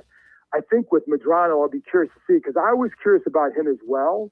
And as far as, like, watching him this spring and how, because he does have the speed, and that's what you want to see. And so I don't know. I'm trying to see, like, where does he carve out his role with this group? Because, you know, it's funny. I mean, because it's more of a 3-4 base at this point, like, when I was talking about linebackers, like, Owe would be in that group. But if you're looking at, like, some of the other linebackers, he'd have to find a role ahead of Leo Chenal, whom they signed in free agency, ahead of Sonny Styles or Frankie Louvu or McGee, right? So, you know, I think it might be hard for him, but I think that's a good thing, because it means that they have some, not just depth, but quality depth at that spot. Why do you think they signed Rasul Douglas last week? First of all, like, that was not, they had shown interest in him a month or two ago, but I know at that point, you know, everything I heard was like, okay, it sounds like maybe more on a minimum type deal and et cetera, but they had interest in him. So when you look at it, one, he's very good in zone coverage. That's where he's made his mark in the NFL. That's what these guys are going to play a lot under Durante Jones. Number two, they needed another guy. To me, they need another guy there for sure. And you have Mikey Sanders, Meek Robertson, and then Trey Amos. And then Witherspoon is coming off the injury. Hard to say where he's really at, because it's hard sometimes in the spring, right? But the other thing with Douglas, Kevin, is size and length, and they don't have enough of that. And here's the other thing: Witherspoon did not sign a deal where it's like, oh, he's going to be on the roster. So really, going into until they signed Douglas, I'd look at, okay, they have three guys as corners who you'd say would be on the roster. They needed a fourth guy, to me, who has size. It just gives you more options. And then if you're playing a lot of zone, you want length, and he has that. And he's been good in zone. And he was he had a solid year for Miami last year. So I think those are why. I mean, he's like I want to say 6'2", 190, something like that. But his wingspan is longer than what these other guys are, except for Amos. So that helps, and it's it doesn't cure everything. But if you're playing zone, like they talked about getting guys with length, and he has more of it. So those are reasons why. Now, where his game is at, we'll see. Does he unseat anybody? I don't know, but that's what he offers. And so to me, like he always made sense for them. Who's going to be the kicker on opening day? I still would lean toward Jake Moody. Moody's coming off his best year. And here's the thing, like, Stevens is coming in as an undrafted free agent, hasn't done it. We don't know what he's going to do in the NFL. I know in practice that it was fairly even.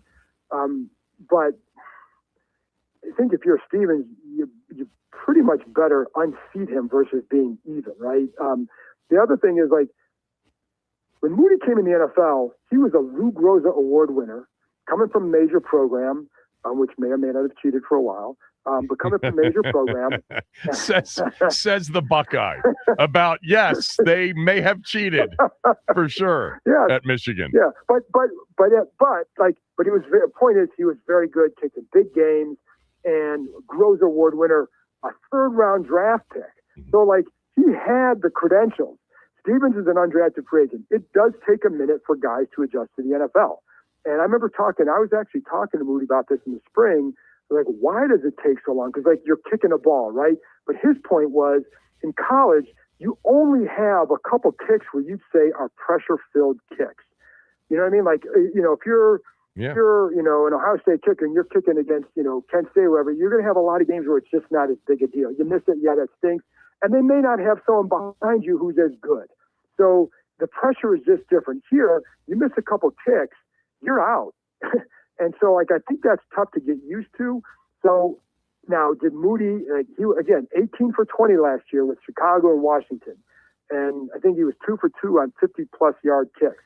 Stevens has a bigger leg, but he's obviously very unproven. So I think he, right now going in, I'd have to say Moody, because we don't know what Stevens is going to do. And I think it's just hard to rely on that unless he just goes out there and nails every kick and shows a big leg. And he does have a bigger leg, and that's going to be to his advantage. But you've got to be consistent. Can he be? If he is, then he obviously has a good shot. But Moody, I just think that there's, that experience will be maybe tough to move on unless he just has a really bad camp. All right, we'll save predictions for the regular season for our next visit sometime during training camp. I had a 73% chance that you're going to ask me that today. You did. Yeah, but you're just winging it. There's no formula behind it, so it's not really trustworthy. All right, I'll talk to you later. Thanks for doing this. Kevin. John Keim, everybody from ESPN, of course, at John_Keim on X. All of our football coverage on Team 980 presented by Xfinity. Score the most reliable Wi-Fi, one price, 5 years, guaranteed. Xfinity. Imagine that.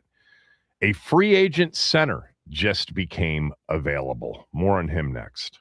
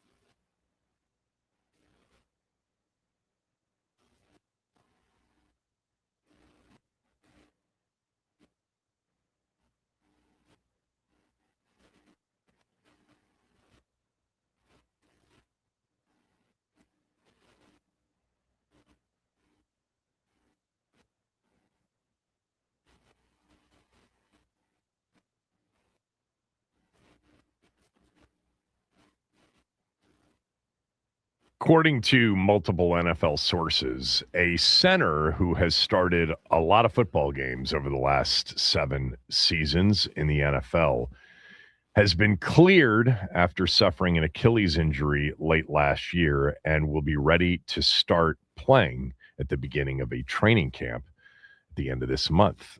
His name is Ethan Posick. He has started 97 games in the NFL, most of those coming over the last 6 seasons, most of those in Cleveland. Now, the reason I think this is an interesting development is I'm not sure people thought that Posick would be available this soon. He is an unrestricted free agent. The reporting is he's ready to go to work. He was a second-round pick of the Seattle Seahawks back in 2017. He's 6'6", 320. He's been one of the most least penalized centers. But more importantly, as it relates to our team, Ethan Posick has played for Shane Waldron in Seattle and Kevin Stefanski in Cleveland. 2 teams, especially where he got most of his snaps in Cleveland the last 4 years, that employed a lot of under center and a lot of the same, schemes offensively that Washington will be implementing under David Blau this year. Now, we have heard, going back to the beginning of this offseason, that there's a lot of belief in Nick Allegretti.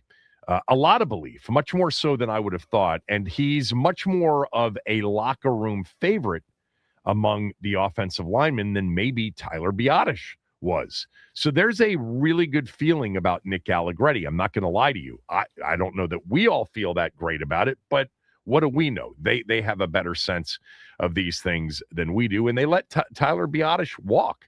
And he signed a quick 3-year deal with the Chargers, who were in desperate need of not only that position, but other positions along their offensive line as well. They drafted the kid from Michigan State, Matt Gulbin, and they still have Julian Good-Jones on the roster.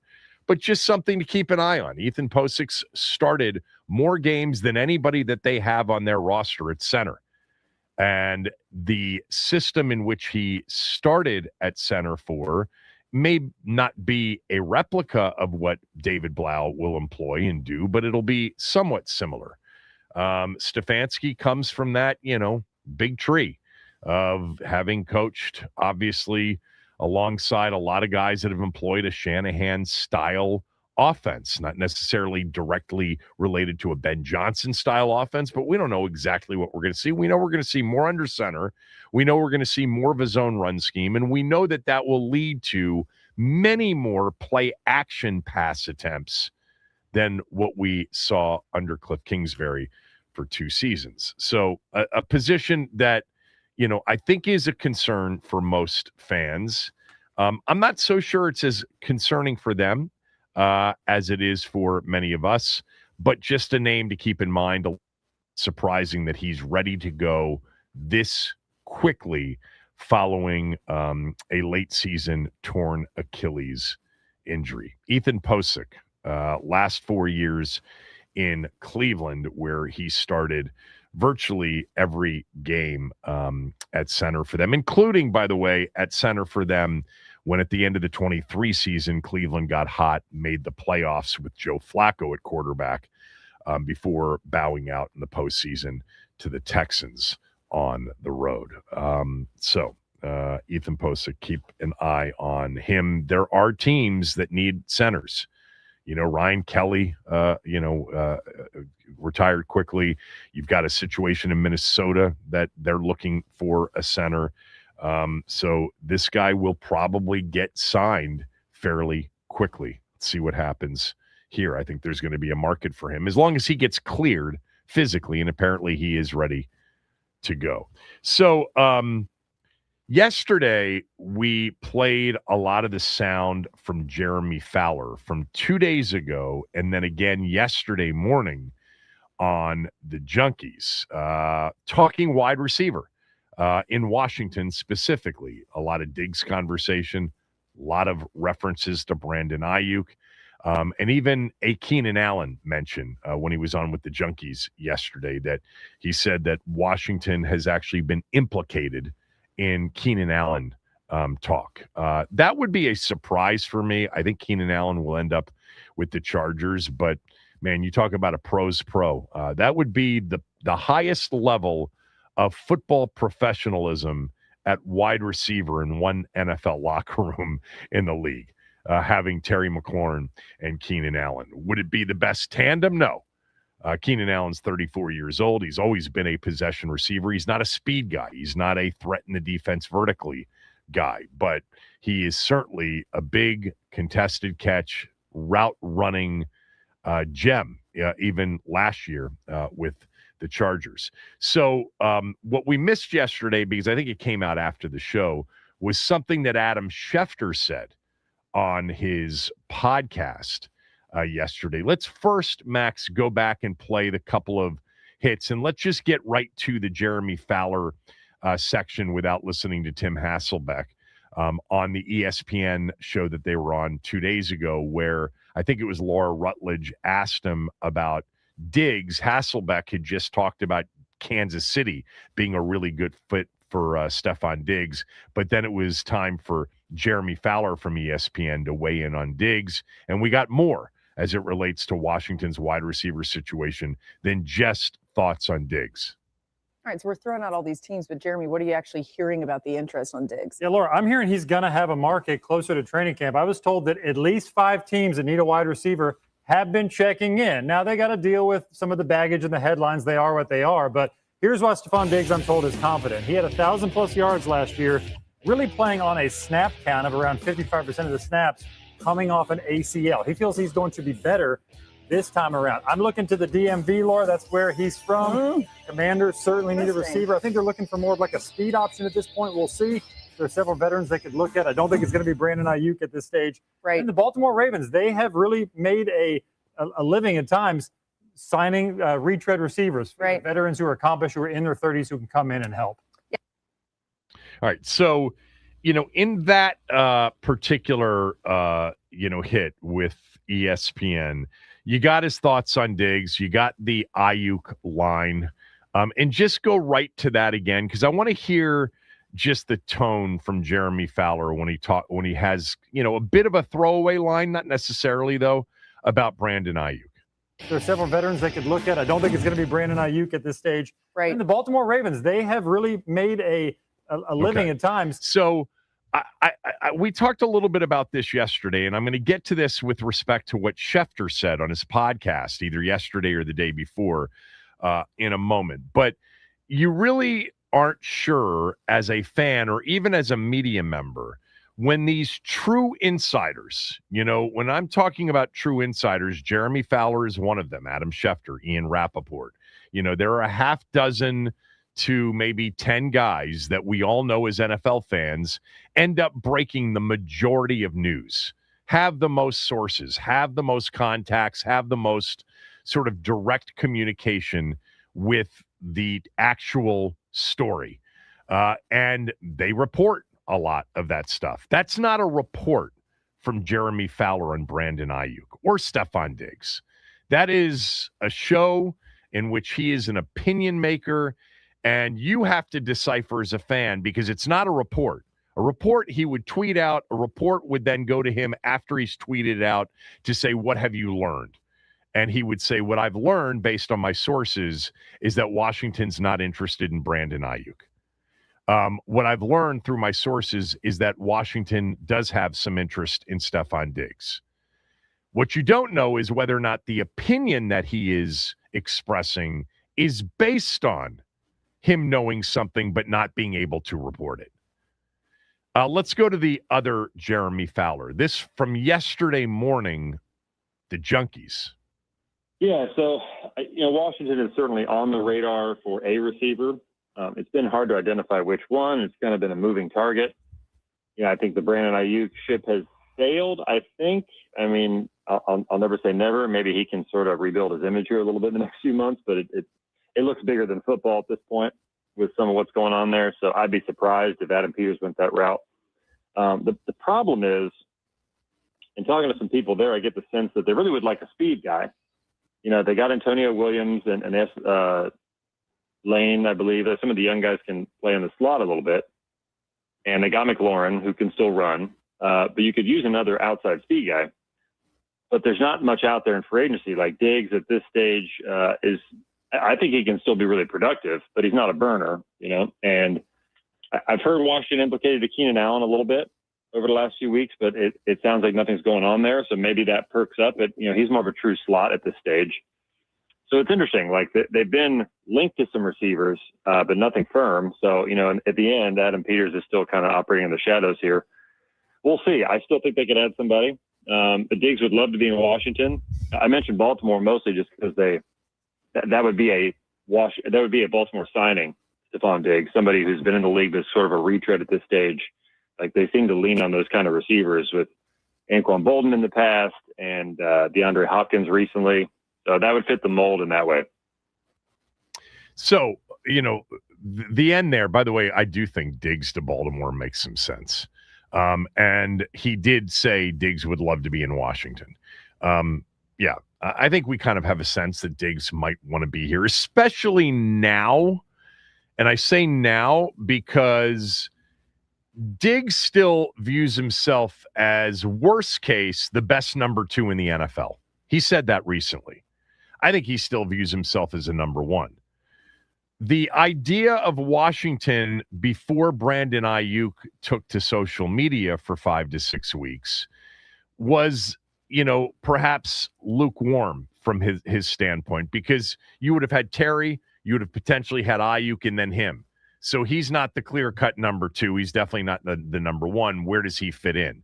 Now that maybe there is a sense from everybody around the league, including somebody like Stephon Diggs, that Ayuk is more likely than not going to be in Washington. Well, now he and Terry make a nice combination. So maybe Washington is much more interesting to him today than it would have been had there been a likelihood of him and Ayuk being signed. Now, what Jeremy Fowler said to the Junkies yesterday morning about Ayuk, that ship has sailed. And then he said, I think, and then he went into, he would never say never. And I've been on that bandwagon as well. Been following the NFL like you guys have for a long period of time. You never say never with somebody that has talent. You just don't. And there is the possibility he could go on what he, described as a reshaping his image tour. And that could happen between now and, the late August timeframe. Who knows? He said that he'd be surprised if Adam Peters went that route.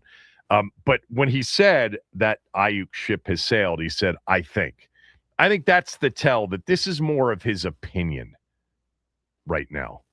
So I would personally lean in the direction of Jeremy Fowler as part of, talk shows with the Junkies and on ESPN with Laura Rutledge and Tim Hasselbeck, was more or less expressing sort of his gut feel, that he wasn't expressing something based on knowing anything for sure.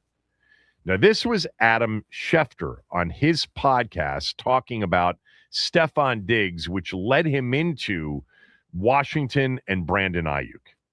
There's some interesting things about this guy, right? He's coming off an ACL, torn ACL last year.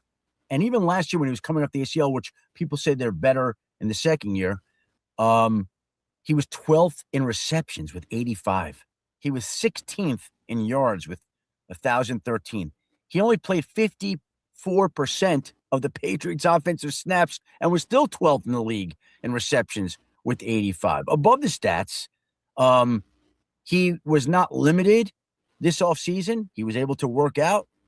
So that worked out. This offseason, he's been training all offseason, didn't need the rehab. You would think that you would get a better version of Stephon Diggs this offseason. And so, to me, I think there'll be interest. By the way, we talked about Washington and Brandon Ayuk, and most people thought Ayuk would go there. And it may turn out to be that Brandon Ayuk's social media posts created an opening for Stephon Diggs, who played at Maryland, to go back to that area. It's interesting. Take the spot that Brandon Ayuk might have had, and now fill in. Like, again, the production was there last year coming off an ACL injury. You'd have to think the production will be there this year. And I think there are certain fits that would make sense for Stephon Diggs with veteran quarterbacks like in Kansas City. That would be logical. But I think he'll find work, and I think somebody will bring him in, and it wouldn't surprise me if he has a new team relatively early in camp. There you go. Look, I'm going to come back to Diggs here in a moment. I think Adam in that moment, and with Adam, you really have to be kind of someone that speaks Adam Schefterese. And we've all followed Adam Schefter forever. Adam was a guest on this show on a weekly basis for 7 years when Tommy and I were doing the Sports Fix, and even early on when he and I, when I was doing the show with Cooley. I think I got the sense that he feels like it's obvious that Brandon Ayuk is probably not now going to be in Washington, but I didn't feel like that was a nugget that he was throwing out there based on something that he's heard from somebody. That's me. You may feel differently. That's fine. I think that Washington has played this very close to the vest. For whatever reason, they ain't talking. And I think the primary reason is they're not going to get into any sort of position where, A, the league starts to wonder about whether or not they've had any conversations with Ayuk. And if they have no interest, and my sense is at this point, they probably have as little interest as they've had, even though 5-6 weeks ago, I think that the odds favored heavily that Ayuk would end up in Washington eventually. I don't feel that way anymore for obvious reasons, and I think a lot of the NFL world doesn't feel that way anymore. But I just think that this is their style.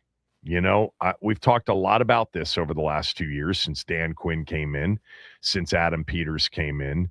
This building in Ashburn used to leak like a sieve. I mean, holes everywhere. I mean, you could barely be on the periphery of sports media in this town and get somebody to tell you something that was interesting. And that's not this administration at all.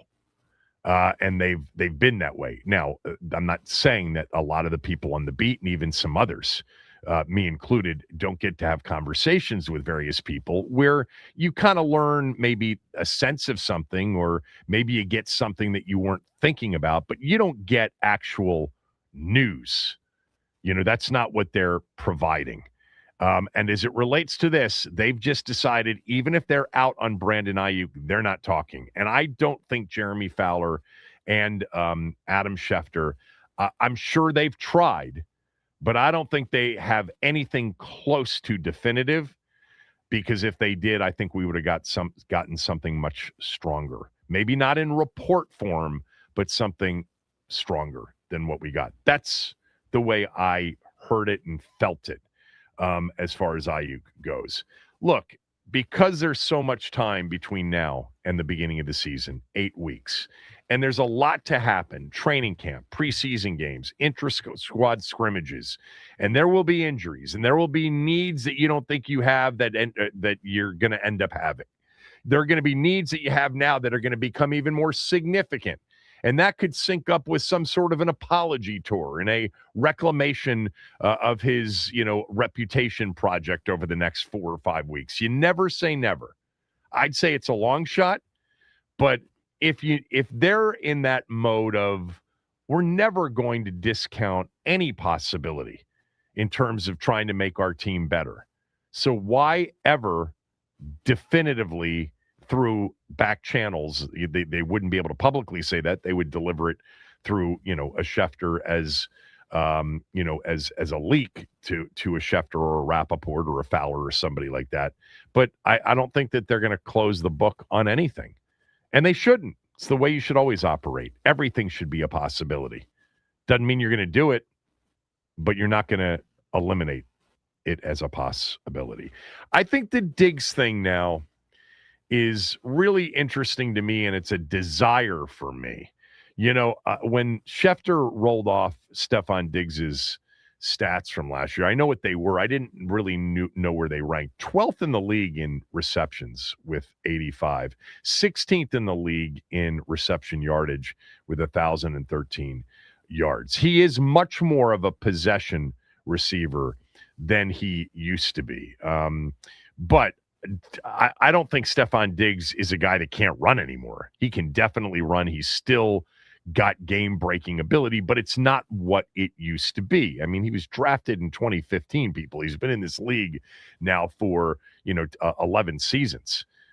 And he had, off of that, major injury in 2024 when he was in Houston, he had a really good follow-up season with a second-year quarterback, an outstanding offensive coordinator in Josh McDaniels. But with pieces around him that looked ordinary to begin the season, but man, can Josh McDaniels as an OC scheme some people open. He's been good at that forever. Not a great head coach, but a really good X's and O's offensive coordinator. I'm interested in Diggs, definitely. Now, Keim said, and I know that John believes it, and I know that pretty much everybody on the beat believes it. They believe Adam Peters and David Blau and Dan Quinn, when during some of these off-season mini camps, OTAs, et cetera, said we really like our wide receiver room. And I do believe that they are okay with what they have if they've got to enter the season with it. But there's a reason that they went after Alec Pierce. There's a reason that they went after Romeo Doubs. There's a reason that they drafted Antonio Williams in the third round. There's a reason that it's possible they would have drafted Carnell Tate had he fallen to 7. And it's what Dan Quinn has said and said to me on this show 3 months ago. And that is, we need somebody who can score from anywhere on the field offensively. We need that. We need that. We have that at quarterback. We need it elsewhere. They're looking for, a home run hitter, as a playmaker at a skill position on offense.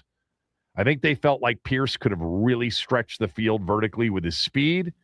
To a certain degree, Dobbs as well. They still have, some belief in Terry, but perhaps not at the level he was at 2 years ago. We'll see. But Diggs isn't that player. But would Diggs give you more comfort that you've got another professional 80-plus catch guy at wide receiver on the field? I think so. Like, I really would be excited if they signed Stephon Diggs. I think that combination of he and Terry with, perhaps an Antonio Williams working in the slot as a rookie, De'Ami Brown on the field, as sort of the top 4 guys. I still see Jalen Lane primarily as a punt returner this coming season. I do. Where Luke McCaffrey fits in, I don't know. I see him as a kickoff returner for sure. He was really good at that last year. I mean, I think Lane and McCaffrey are going to make the team because they give them the, big-time return capability. And I think Luke's got a better shot at becoming more of a contributor this year than not. But, I say Diggs, and he doesn't fit what they really are looking for, which is more of a speed threat. And this team, more likely than not, in their new scheme, will play more 2 tight end, 3 tight end, 12 personnel, 13 personnel offense, which means you won't have the need consistently for 3 and 4 wide receivers on the field. But Diggs is interesting to me. And if they did that, I'd be excited about it because I think the guy is a winner on game day. I think he's tough. I think he catches. He's fearless as a player. He is a separator in the short to medium game. And I still think he's got enough, along with Terry, to be, a formidable duo at wide receiver. It would give me more confidence as a fan that they've got a true NFL starting wide receiver to go with Terry. And at this point, we're not sure that they do. David Blau on a story that he told this guy, Ari Meroff, during his podcast about Matt Stafford. You'll hear that next.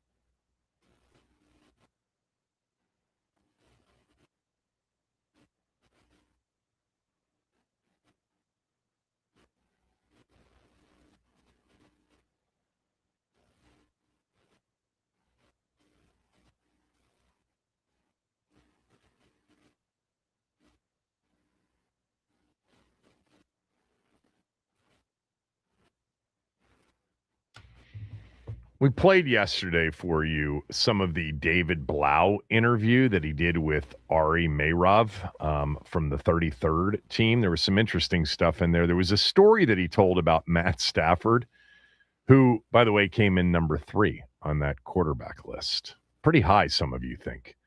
Yeah, I went back over that quarterback list. Yeah, there were some head scratchers, I think, that we could come back to at some point. But that's not why I brought up Matt Stafford. I brought up Matt Stafford because David Blau, in the midst of this podcast interview that he did with Ari Meirov for 45 minutes, by the way, told a story about Matt Stafford. Here's what he said. Ari, I got to share Matthew Stafford's story as we're just talking about him. So I get traded there, and my wife was running internationally. In 2019, she was running at the World Championships in Doha, Qatar. And I hadn't seen her since she kind of went on kind of the international circuit. Our bye week was after week 4, and I had known Matthew for a full month. That's it, just 1 month. And our bye week was coming up. We were 2-1-1, I believe. And he basically says to me, you know, her season was over. She get finished in the quarterfinals, and he says, "How come she can't fly home? Like, how come she can't come back for the bye week? You need to see her. It's a long season." And she wasn't able to fly back yet. And he called me. It was the Tuesday of our bye week, knowing that we had Thursday through Sunday off. And he called me. He goes, "Hey, can she get on a flight tomorrow night from Doha to Chicago? You can pick her up there. I'll pay for it. I'll fly your wife home for you." I'd known him for a month. Wow. And he is doing this for me. And what I learned in that moment from that story was, and my wife made the flight. I went and picked her up. We had a great bye week together. He did all the logistics, right? The money was just a drop in the bucket. But what I learned in that moment was that he was trying to make every single person's experience in the NFL special, whether it was a janitor, whether it was a chef, whether it was one of his teammates who was in and out of the building for a week on the practice squad. He didn't know if I was going to be there later that season. I was undrafted, had just been traded there. Like, he was trying to make my experience in the NFL special. And it's just a testament to who he is as a man. So now I can go forward as a coach and think, I don't know if this player will make our 53-man roster or will be here in training camp, but I can make his experience special with how I treat him, just because I saw that in Matthew. So, wow. I mean, we've always heard as NFL fans what a mensch Matt Stafford is. Yeah, that's pretty amazing. If you didn't know this, David Blau's wife is Melissa Gonzalez. She's a hurdler, an Olympic hurdler, big-time track star. And by the way, her brother is Christian Gonzalez, the corner in New England. So David Blau and Christian Gonzalez are actually brothers-in-law. But anyway, Blau, real quickly, the other day on the Big Ten Network, they were showing an old Purdue game, and I just happened to kind of flip through it, and David Blau was quarterbacking. He was a pretty good college quarterback at Purdue. Really good college quarterback at Purdue. Anyway, he joined the Lions in 2019, and he had been there for a month, and Matt Stafford paid for that trip back. That's crazy. During that bye week in 2019. Stafford, pretty good dude. God, that team's loaded this year. That team is absolutely loaded. Oh, I did want to mention, because I looked this up. After that bye week in Detroit, great guy Matt Stafford was during that season. And he actually ended up getting hurt that year when they were 3-4-1. But they won one more game and finished 3-12-1. David Blau ended up starting 5 games after Stafford got hurt that year. Jeff Driscoll, by the way, started the other 3 games after Stafford was hurt in 2019 in Detroit. Driscoll was with Washington. Blau's familiar with Driscoll. Driscoll's not on the roster. Driscoll's still available. Who knows? But Blau started 5 games that year and Detroit didn't win any of them, and he didn't play very well. Didn't throw for a lot of yards, didn't throw for a high completion percentage, threw 4 touchdowns, 6 picks. You know, Blau's career at quarterback in the NFL, it was brief. He had a total of 13 NFL starts. And I don't know if we've ever talked about this or not. Maybe this is something that I'm repeating, but David Blau as a player and starter in the NFL, his teams out of 17 games that he played in, 13. I'm sorry, in four, he played in a total of 9 games in the NFL. He started 7 of those games. As a starter in the NFL, he was 0-7. Did not win in any of his starts. Through 9 picks, 6 interceptions, through 9 interceptions, 6 touchdowns, and completed just 57% of his passes. He was a good college quarterback, though. And look, more often than not, the mediocre to bad players at the NFL level end up becoming the best coaches. Sometimes the best players end up becoming the worst coaches. Matt Stafford, though, man, wow. That Rams roster, we talked about it earlier in the show. We've talked about it many times, but that team, if they bring back Aaron Donald, and they don't even need Aaron Donald at this point, but can you imagine if they got Aaron Donald back and Aaron Donald played like Aaron Donald, you know, alongside the Myles Garretts and the Braden Fisks and the Byron Youngs of the world? My God, their defense should be awesome. And then offensively, they're loaded. This is going to be one of those NFL seasons where everybody is going to pick the Rams going into this season. Even without Aaron Donald returning, the Rams are going to be a massive favorite. They'll be one of the biggest favorites, odds-wise, going into a season if Aaron Donald returns than any team we've seen in a long time. And I think a few years ago, the Chiefs were really, really big-time favorites. But they had the NFC to contend with, or the AFC to contend with, which included Baltimore and Buffalo in particular. All right. I wanted to finish up with something that made the social media rounds over the weekend. It is a Maryland basketball reaction, but you non-Maryland basketball fans, I think, will still find the conversation somewhat interesting. It's about Mark Turgeon and something he said about Maryland basketball on a Kansas City sports radio station late last week. That's next.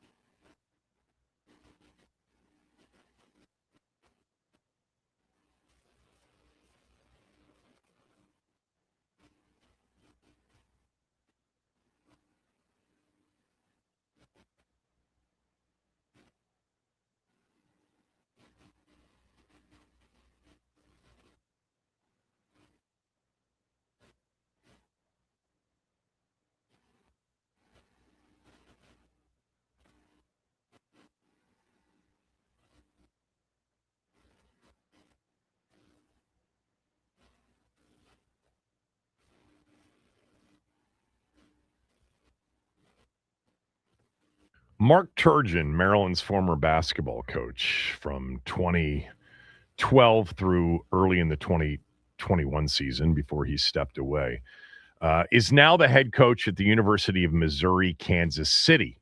After 4 years of not coaching and consulting a lot of programs, he decided to get back into coaching, and he returned to an area in which he's got a lot of family and friends in Kansas City, in Missouri, in Kansas, etc. That's where he's from, and had an opportunity also to bring his son Will onto his staff. I'll be rooting for him and following that program. I bet he will do a good job. It is certainly a lower tier conference in college basketball where they'll probably have to win their conference tournament to get into the NCAA tournament. But most of you know this, and many of you don't like when I say this. Mark's an excellent coach. He was at Maryland, and he was prior to that at Texas A&M, and prior to that at Wichita State. Mark won more games in the Big Ten when he was at Maryland than any coaches in the Big Ten, with the exception of Izzo and Painter. Now, his problem, of course, and we were here to talk about it during all of those years, is that he didn't win enough in March. And the problem with not winning enough in March in a sport that basically is followed by most of the world in only 1 month, and that is the month of March, is you're out of sight, out of mind. And the program became stale because of it in many ways. When he left in early 2021, I understood the reaction from many fans being happy about it. I understood that. I know where that came from, and I didn't disagree with the general feeling about the program not doing well in March. It was a problem. Now, his best team in 2020 couldn't participate in the tournament because the tournament didn't happen because of COVID. And that team probably would have made a deep run. It was his best team by far. They won the Big Ten regular season championship. And they probably would have made a deep run, maybe deep enough for him to still be the coach at Maryland today. Anyway, I fast forward, or actually I go back a couple of days, fast forwarding from when he last coached to him doing a radio interview in Kansas City, I think late last week, maybe early in the weekend.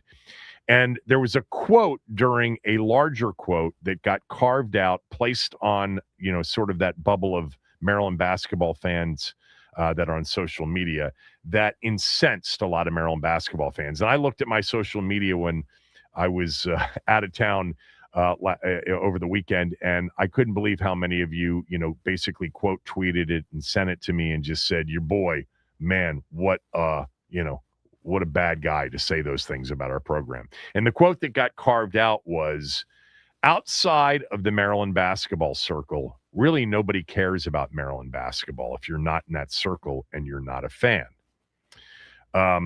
Anyway, so, by the way, it is true that fewer people care about Maryland basketball than they did many years ago.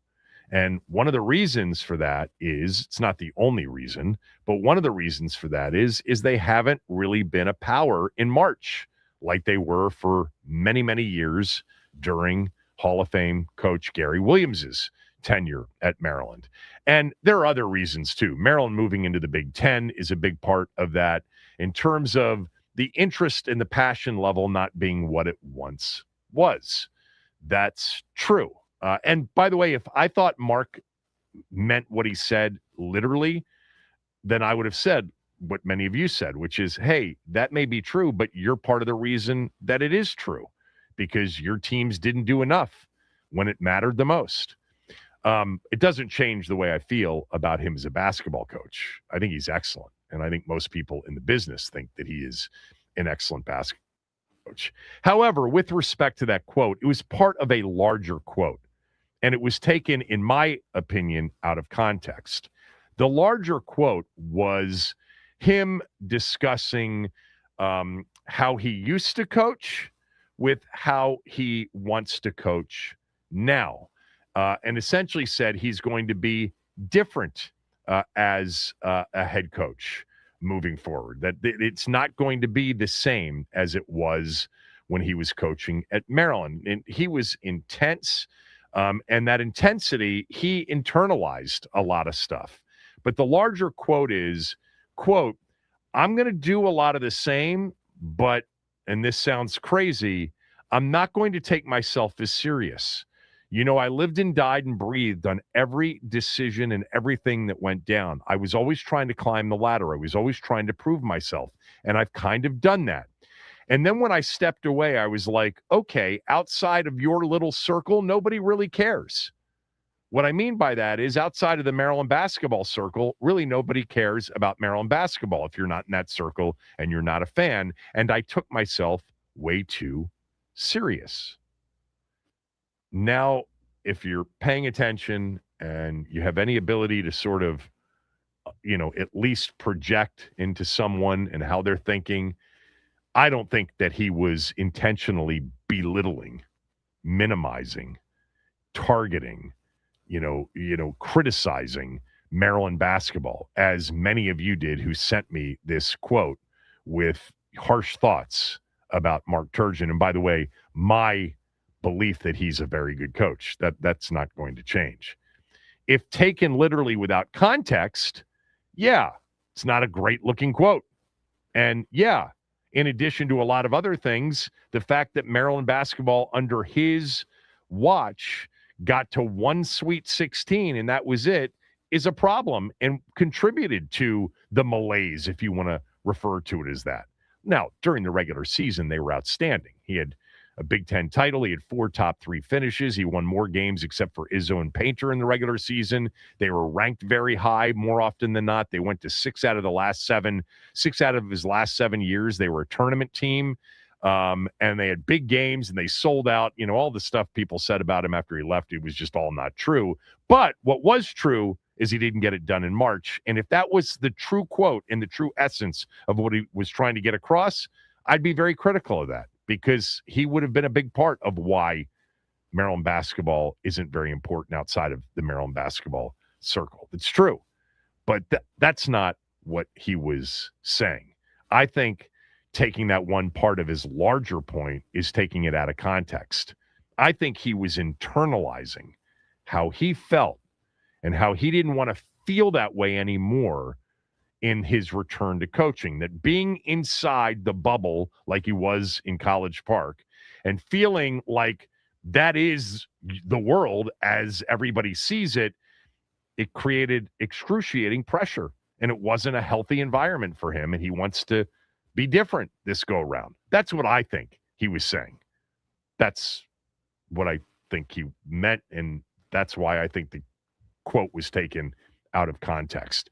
With that said, I know him a little bit, and I bet you he still internalizes everything and coaches as if, he's the redheaded stepchild and nobody believes in him or his team. He is hyper competitive, and I don't know that you can ever change somebody like that. So yes, he's talking about being a little bit less serious, but not being less competitive. But I bet you once he gets into this, he will internalize everything. And I think that's part of what drove him and made him a good coach. That'll do it for today. Who's in next?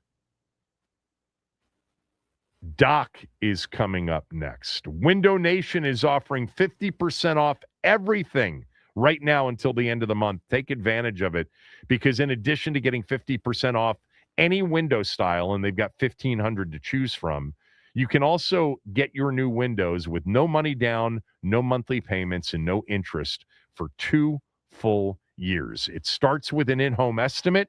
You have to call them at 866-90-NATION or go to windownation.com to schedule it.